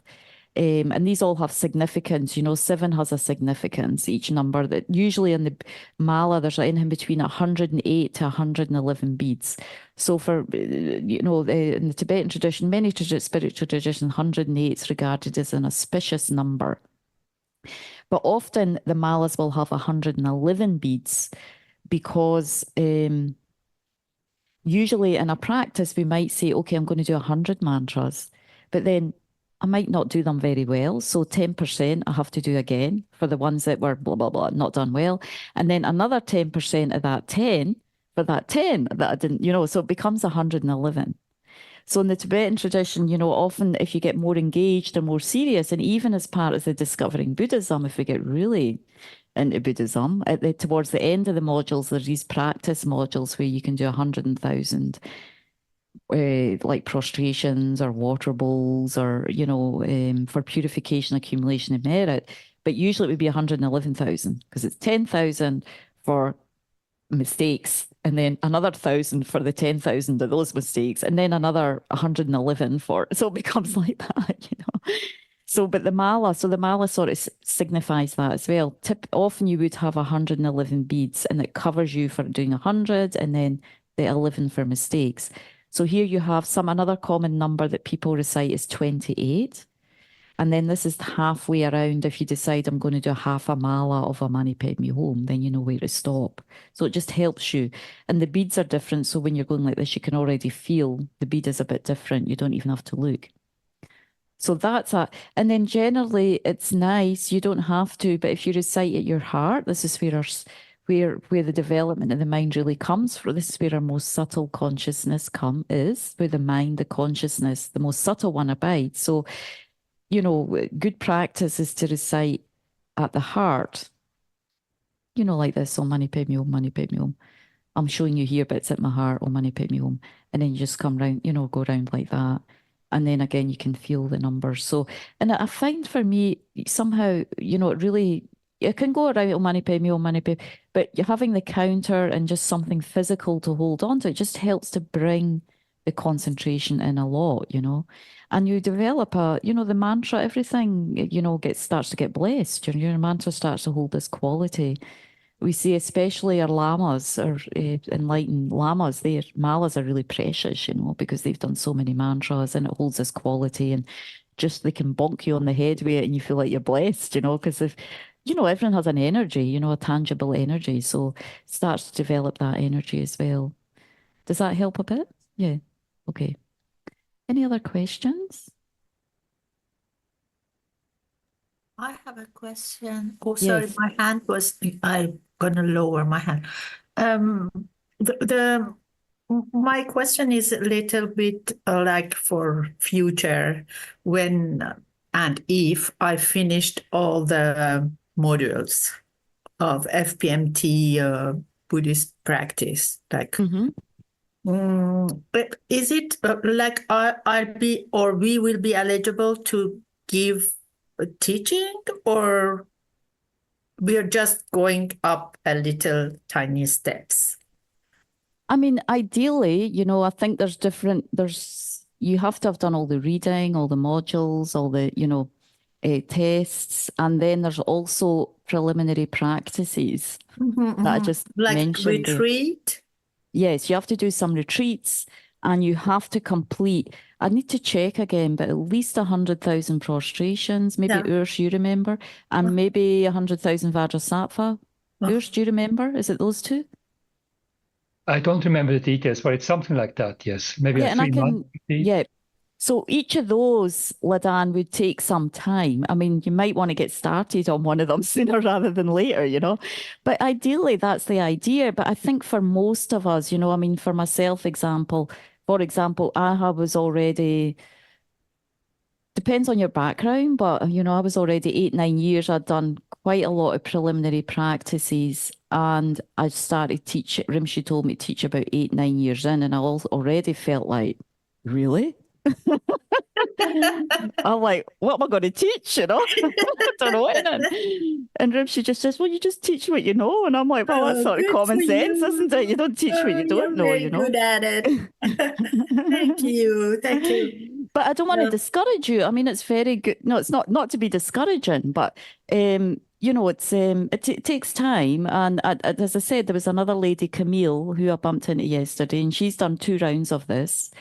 Plus, she's, I think, trying to engage in the third round if her schedule's not too busy. You know, she wants to do another round. So, you know, and anyway, Lamrim's just I mean, it's not like you've done the course, so you're all done, you've done your module. You know, as No, we say, yeah. Lamrim's a lifetime practice, isn't it? I mean, we're all still learning, but teaching and sharing with others is good because we sort of know where we are and what we know already, you know.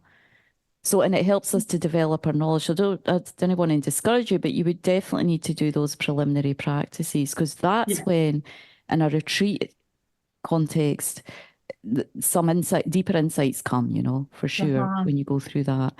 But at the same time, another great resource, we have so many resources these days, you know, is this Lamrim outline book that I mentioned. You know, if you go through that every day, if you do like a couple of years of going through that, that will really help you to get a good imprint of the whole path through, you know. Yeah. Are you using it, Lada? Yeah. Yeah, I was like, it's been like 3 years that I'm more seriously into the practice, like daily practice. Oh, great. And the book is, I was lucky. I was lucky because I had this book when it was out, I think 2 years ago. And at the beginning, I was just looking at it once a while. And then I said, no, I have 2 month vacation. I said, I'm going to read every day one or something like this. And I finished it in Christmas time. And I was writing it because English is not my first language. So I was writing it to understand it very well.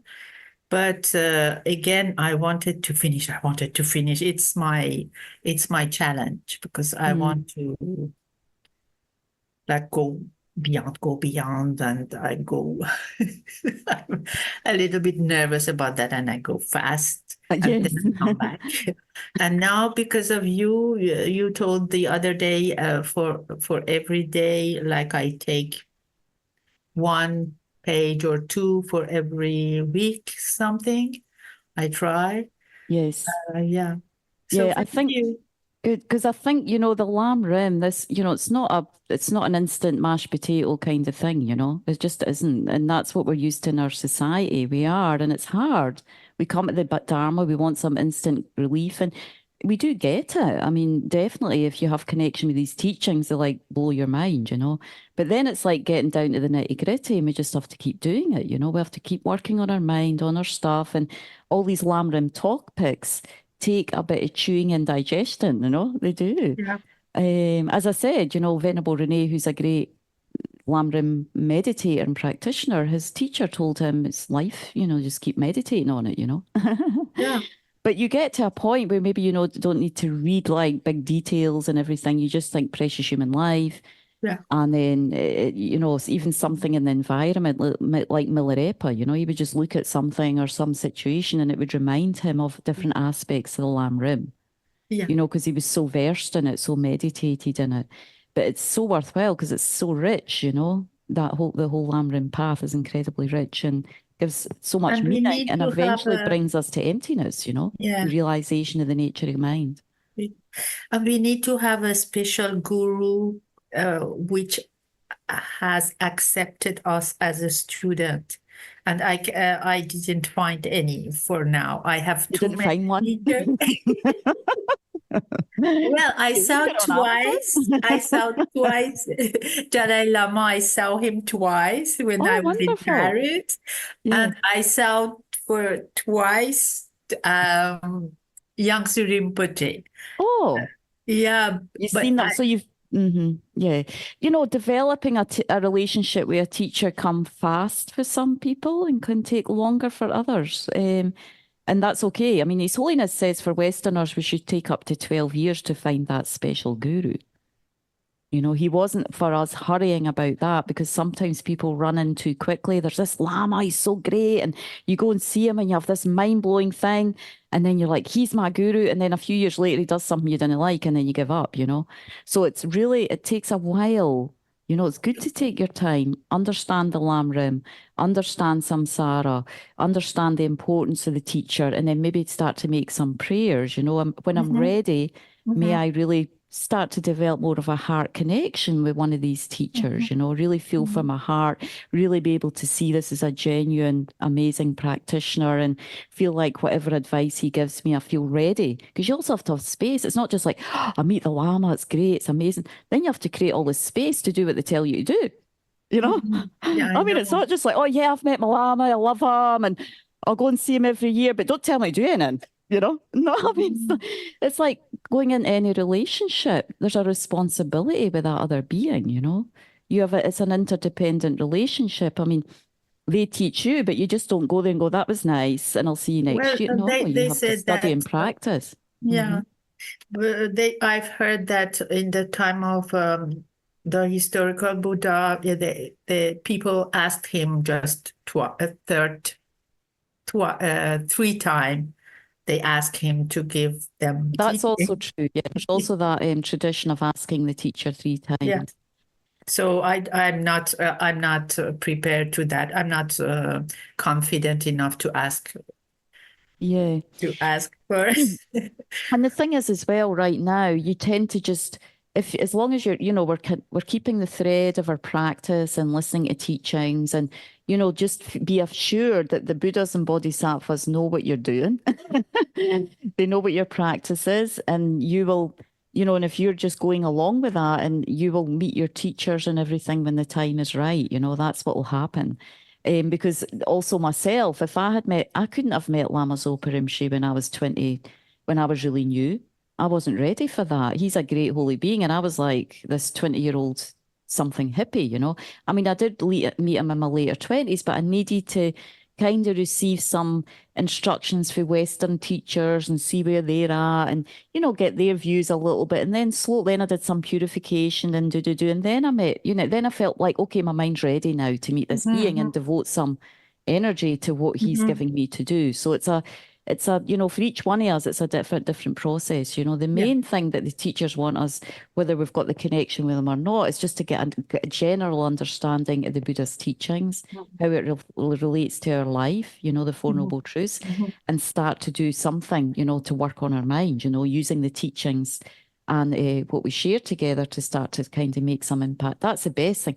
The best thing you can offer to your teachers or the Buddhas is your own individual practice, you know, how you're practicing, how you're sincerely developing your mind. They always say it's the best offering of practice, whether you've got a teacher or not. The Buddhas know, and that's the best, is to offer good practice, you know, or development of your mind. Thank you so much. Yes, one question here. Marisa? Yeah. Try to remember names here.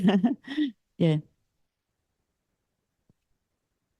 Okay. It's just another logistical question. And I'm saying that because I'm still catching up with the recordings for the class before I do the exam. And were I to not be able to accomplish this specific course, which is DB2, would I be able to continue on DB 3, 4, 5, up to 14, and then and then like catch up on 2 again? Or do I need to stop and wait until the I next mean, the train thing is with the passes? course, there's no, did you do the assignment for DB1? Yes, I Okay. did DB1. To be honest with you, I think if you get the PowerPoints, you're probably able to do the DB2 assignment.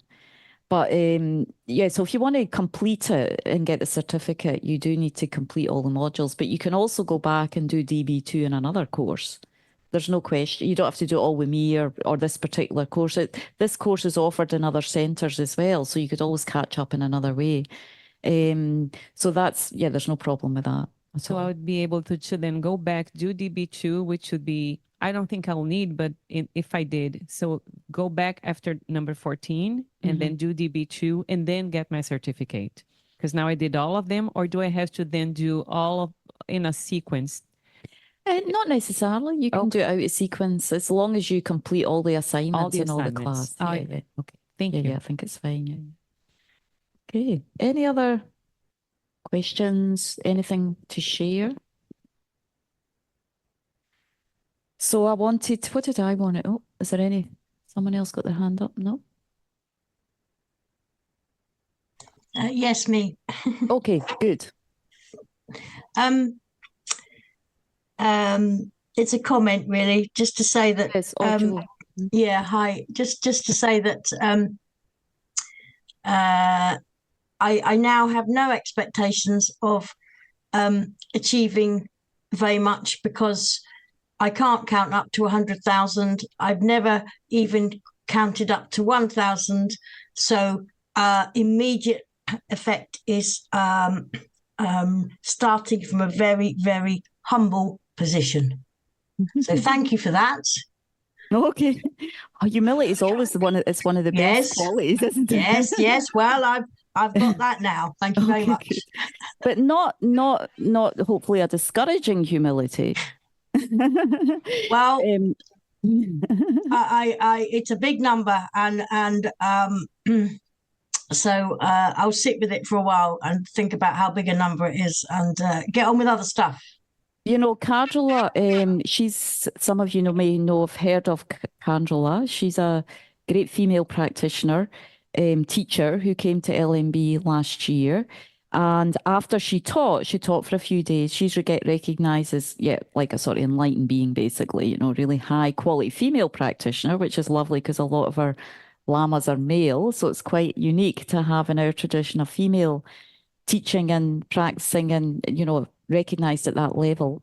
So anyway, after she taught here, quite a few people wanted to ask her, these are called Nundro practices when you do 100,000 this or and it sometimes Lama Zopa said to people, just do 10,000 or 50, 15. It's not like you have to do all that number necessarily. And that's what Cardrula mentioned as well, because people she was asked to give a little bit talk on these practices. Where do we go now when we've got the teachings? What do we do next, kind of thing? And she just said, you just do what you can do, So it's not that you have to do 100,000 or this or that. For this particular module, it can be good. But again, you might discuss with the teacher more individually, depending on what you're able to do. But the Cardrula was also, there's other things you can do instead of that as recitate. There's so many different practices in this tradition. It's not limited to this one or two things, and also the numbers aren't necessarily limited. For this course, we're talking about a certain commitment, but generally in our daily lives, we can do a lot of practices without having to think I have to do 100,000. I mean, prostrations is just a practice that's good to do on a daily basis. Water bowl offerings, mantra recitations, you can do 100 every day or 50. We don't get too overwhelmed by 100,000, that number does sound a huge amount.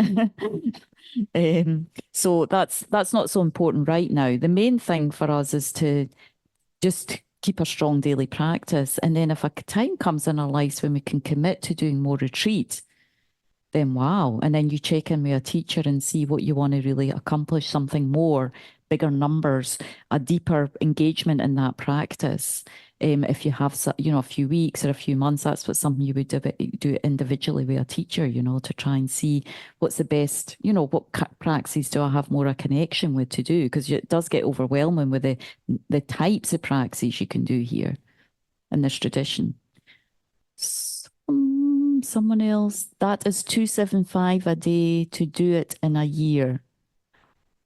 Probably something like that. Yeah. That's good. Very helpful. It's an easier number than 100,000. So thank you very much for that. I'm now putting myself in the maybe have a chance category. Yeah, Thank you. definitely. We have to start where we are and where energy and level and aspiration and work from there, definitely. Any other comments, questions? The next, this is very practical. When will the next module start? I think it's already advertised. August 6th, yeah, because Venerable Pema will be teaching the next module.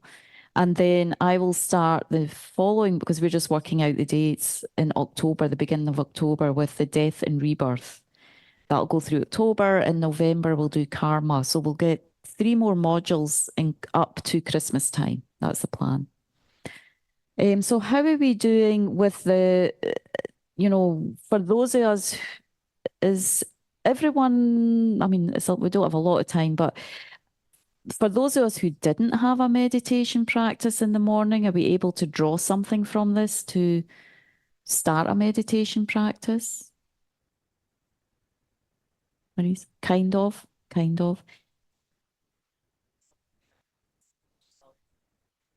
Is that in terms of time? So the lady's here saying she's just trying to consolidate something more in the morning. Yes, that's it.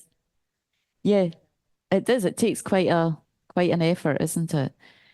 So anyone else was able to bring forth something else, or not from this module, in the terms of helping them to develop. Is anyone struggling still to develop a morning practice? Dan, Carol, how are you with morning practice, evening practice? Do you mind sharing? We haven't heard much for you. I'm having a hard time trying to move it to morning, but I think that it would be advantageous to do that. I just have more time in the evening. Yeah, well, the evening's also fine. And some people are brighter in the evening, We're not all morning buddies, Some of us are we have more energy in the evening. Just alone doing a daily practice is already very good. Yeah, maybe I could try in the weekend, try a morning, just see how it goes. Weekend might be easier in the morning, yeah. Susan, you said you had a morning practice already, yeah? Susan, you have a meditation practice already, yeah? Yeah, just have to remember to do it daily. Usually on the weekends, I can get a longer practice in the morning. During the week, because I wake up around 4 a.m. for work. So it's usually in the evening. That's quite difficult, yeah. Yeah, so it's in the evening. I find who's offering the guided meditations? I find those really, really helpful. I just watch the videos later on. That's really useful. So there's 2, I think there's Venerable Katie and Venerable Lundrup. Yeah, it's a lot of purification, the Meditation Express. There was a Tara one I did recently that was great. That's really helpful.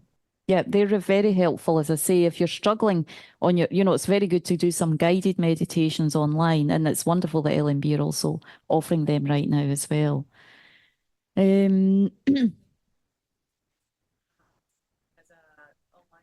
Yeah, so Alanda Medicine Buddha have 2 online practices, one in the morning, around 7 a.m. is it, Isabella?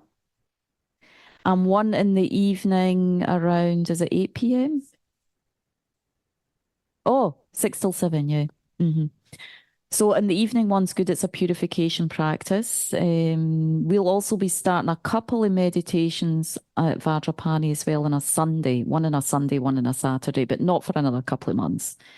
So there's definitely quite a few opportunities to be able to join, which just sometimes makes it easier, you get the energy from others.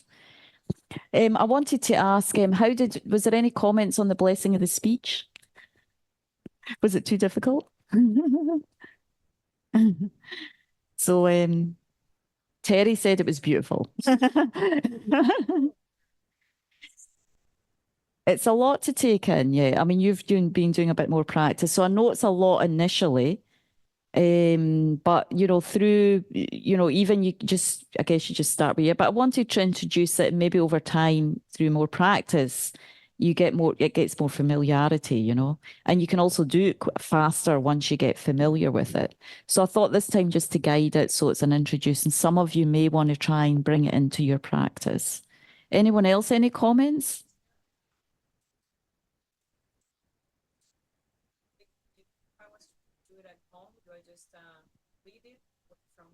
Yes, I can send you the practice that we've done here today as well, so you've got it there. Anyone else got any other comments they want to share with the blessing and the speech? Did they find it really difficult? I had a hard time as well simulating, but then I was getting pieces because I also have an attention thing. Okay, yeah. It's always a challenge, but then I realized that I didn't have to rest. Yes. Be here. Yeah.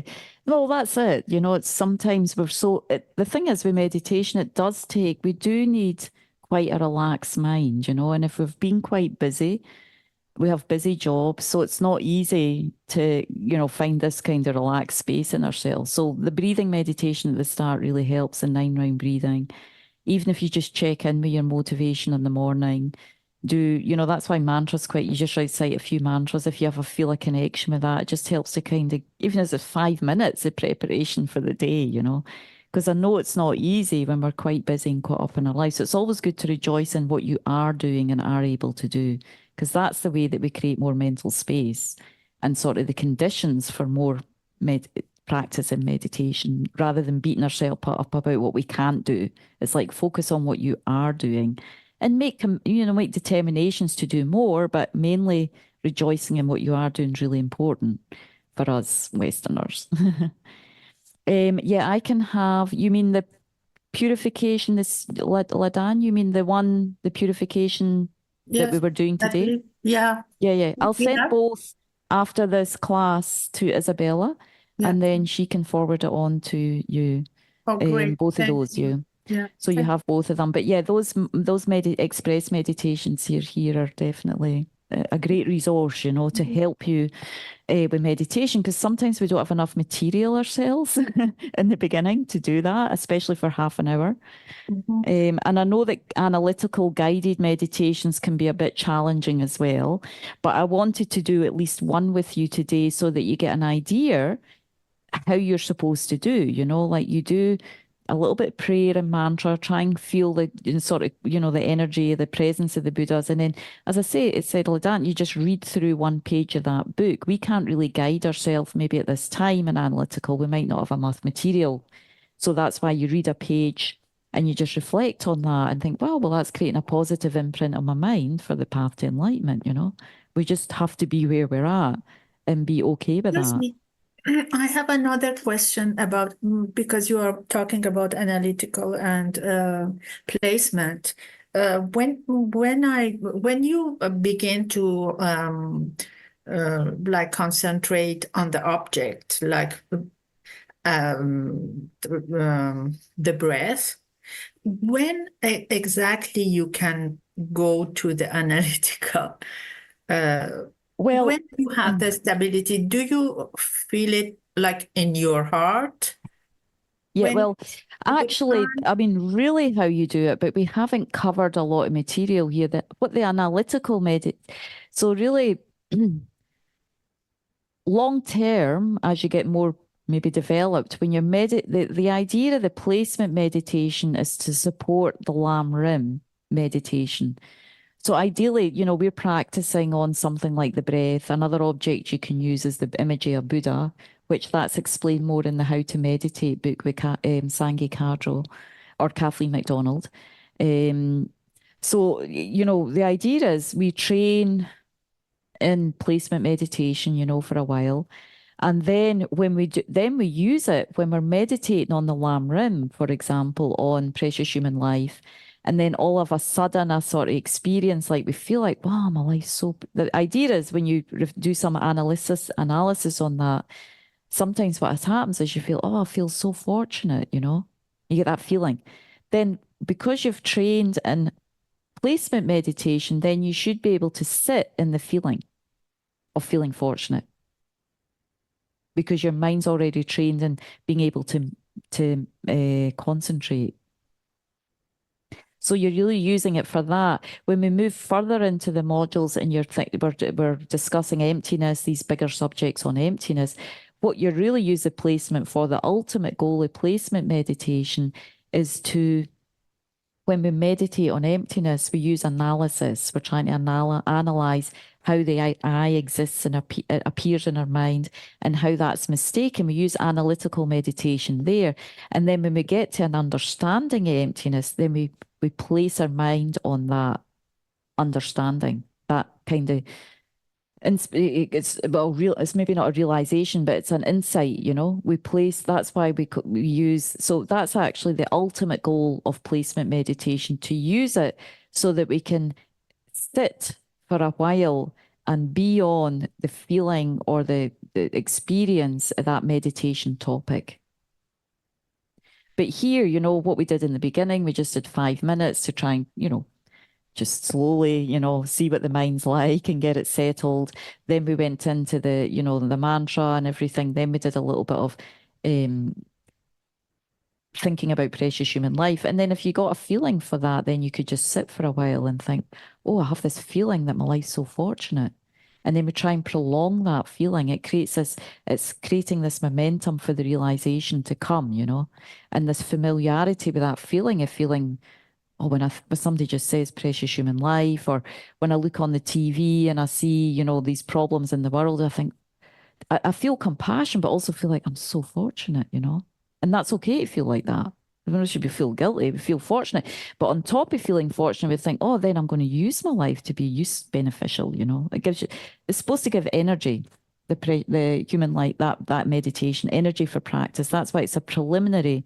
It's not even necessarily part of the Lam Rim. It's called a preliminary to the Lam Rim, to inspire us to practice, recognizing that we have this unique situation. We're uniquely fortunate, and it's a responsibility of ours almost to develop our mind, because many others don't have that opportunity.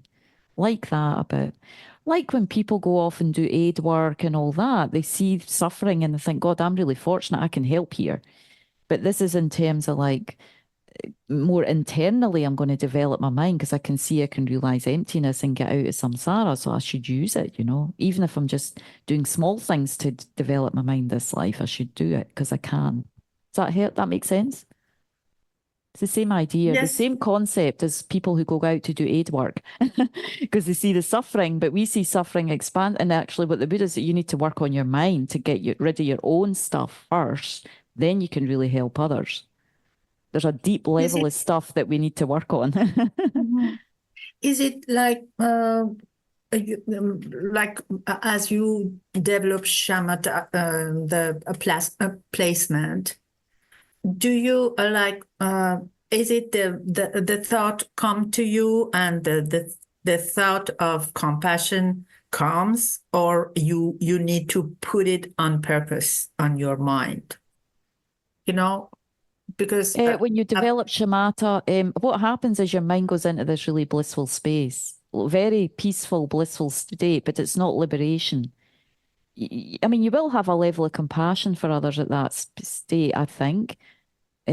But mainly the outcome of shamatha is the mind goes into like, it can concentrate on something for hours. And and also there's a level of bliss and mental, and it's called mental and physical pliancy. So your body feels really soft and pliant, and your mind's very pliant, and you can do what you want with it. So with that amount of level of practice, then you can meditate easily on all these topics because you've got control, you've got a level of control over your mind, you know. Okay, so it's not It's not going all over the place, but you don't automatically have compassion. You still need to develop the sort of the lam rim steps of the compassion and bodhicitta, but you'll do it very quickly with that shamatha. It's like this strong muscle that your mind has now. Your mind's not flitting all over the place, you know. Yeah, but the road that you take is the placement to arrive to shamatha. Yes. Yes. That is the meditation. Just make sure that I don't mix and No. Placement okay. is you know, our level it's called more like placement, but it's calm abiding, you know, abiding on an object. Shamatha is the Sanskrit term. Yeah. Shine is it gets confusing because there's so many terms. Shine is the Tibetan term, and calm abiding is or we could say placement, you know, is the English term. Terry's got a question or a sharing, and then we'll do dedication. So I've been meditating for a while, and I've have a very strong morning practice, but I have to be really honest that, you know, sometimes I sit down and it's like, well, what should I meditate on today? In our tradition, we have an endless amount of things that we can meditate on. I have certain verses I read. I read the Bodhicitta Attitude, the long verse every morning. I do the Om Mani Padme Hum. How do we pick and choose what we need?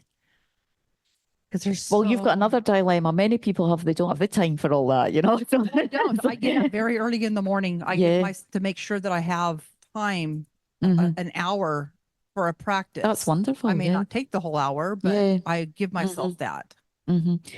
Well, I'm certainly happy to help you give something more specific if you want to have. Usually at that level, you might start something like a Guru Yoga Deity practice with some placement and some Lam Rim meditation. If you've got that amount of time, it would be good to do that. And I'm happy to help you, give you some ideas, you know. So it's a more structured practice because we definitely have many structured practices that you can do in an hour. It's for most of us, it's like, what can I fit in 20 minutes, you know, or 5 minutes or 10 minutes, you know. So, but yeah, once you have a bit more space, it's good to get a bit more guidance on, like, if you've got an hour or something, you know, what do you do with that, you know, so that you're building up on something. Joe, one more comment, just to say that I was thinking that there's so much to choose from. But what I'm going to do is I think I'm going to settle on the four immeasurables, and for two reasons. One, because I think if I take one to start with, then at least if I just focus on that for as long as I can in the morning, I'll learn it off by heart, and two, hopefully do some good. But I think I'm going to just focus on one to start with, and then another one, and that I'm going to start small, because otherwise that's great. That's a very key practice, and it's in all the main practices anyway. That it's always in the main daily practices is the four immeasurables. As I mentioned, it's the kind of ground for developing bodhicitta. You know, we need to develop those, and then bodhicitta becomes more easy, you know. So they're always in the daily practices that we do anyway. So that's great. Wonderful. And I have one very funny thing to end with. I suppose it's a realization that I do have a precious human life. For the first time, I think, when trying to do these meditations, for the first time I've seen the tip of my nose with my own eyes without looking in the mirror. Okay, that's interesting. Well, I mean, I've never done that. I've never been able to see that before. So, okay, through the meditation. This is small things. This is small things, you know. Good. Thank you for sharing, Joe. Thanks. So let's do the dedications. Thank you, everybody, for your questions, for sharing, and for joining this afternoon for your practice. So let's just take a moment and just gather in all the positive energy this afternoon. our individual efforts, our group effort, our group intention. I mean, we're all here because we want to, first of all, work on our own minds. And I think definitely, secondly, not want to harm, less harm to others and ourselves and more benefit.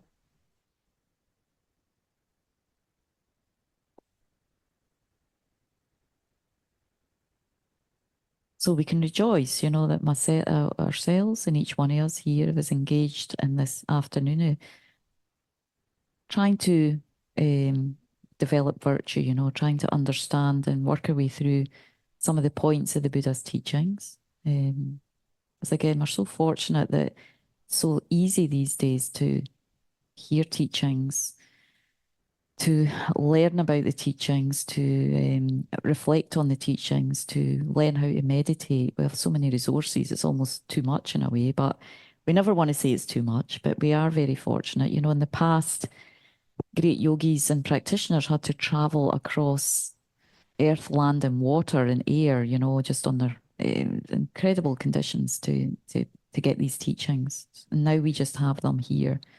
So it's kind of a miracle, really, you know, it's mind-blowing. Again, it's our good karma, though. So let's make a determination as much as we can to try to continue to develop our mind, you know, continue through the course, if that's what we want to do, you know, even if it's tough. It shouldn't just be easy all the time, you know. Toughness is good. Hardship's good. Lama Zopa Rinpoche used to say, there's no hardship, there's no benefit. So tough is good. Chewing on it and finding it's really tough and hard and you can't quite get it down, that's okay, you know, just don't throw it out. Don't spit it out altogether. Just, you know, put it on the back burner.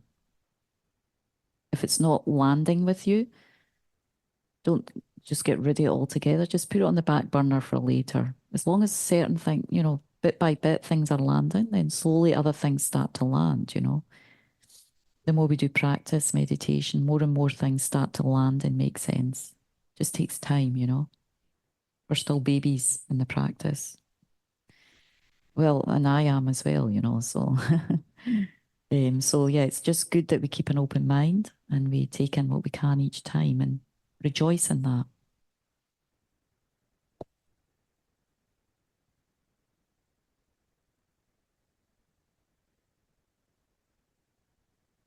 And we dedicate. So we recite the Tibetan just because when you're around lamas, that's what we do. Hopefully you'll all have the opportunity to attend Lama teachings. And so it gives you familiar with those prayers when you hear them, you know, but we'll do it's just one in Tibetan, then we'll do it in English. And then we're doing these beautiful dedications from the Bodhisattva's Way of Life from Master Shantideva. Chanju Senjo Rinpoche Mage Panam Ge Keba Nyamba Meba Ye Gonne Gondu Pelwar Shu. May the precious Supreme Bodhicitta not yet born arise. May that arisen not decline but increase more and more. May I be a saviour for those who lack a saviour, a guide for all the beings who enter a road, a boat, a ship and a bridge for those who want to cross the water. May I be an island for those who seek the safe shore of an island, a light for those who want a light, bedding for those who wish for bedding, and for all beings who desire a servant, may I become a servant of them all. May I be a wish-granting jewel and a wish-fulfilling vase, giving rise to whatever is desired, such as food and clothing, powerful mantra accomplishing the actions of pacification, increase, and so forth, great medicine curing every sickness, a wish-fulfilling tree satisfying every need, and a wish-granting cow for all beings. Likewise, may I be a means of living at all times and all ways, for the realms of sentient beings equaling the extent of space, until they attain the sorrowless state. Like the four great elements, the earth and so forth, and like the sky, may I always be a means of living in every way for the innumerable sentient beings. As long as space remains, as long as transmigratory beings remain, until then may I too remain to dispel the suffering of transmigratory beings. and for His Holiness, his long life, in the land encircled by snow mountains. You're the source of all happiness and goodness, all powerful Chenrizig Tenzin Gyatso. Please remain until samsara ends. And whatever other dedication, just taking a moment that you have just to connect with that.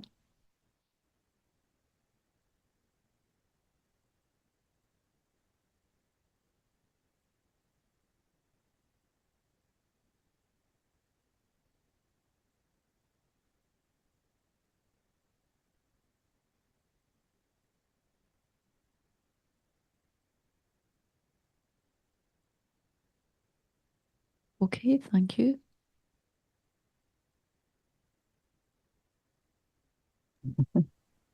Thank you. Thanks for joining. Thank you. Thanks, everyone. You and Benji. Thank you. Thank you. Yeah. Thank you, Isabella, and thank you, Bay, in her absence. Yes, thanks. Yes, yeah. So yeah, next module starts on August 6th, I think, yeah? Yeah, with Venerable Pema. And I will hopefully see all of you or some of you in October. I'll be in Scotland over the next few weeks, yeah. So enjoy your practice and thank you. Thank you so much. Thank you.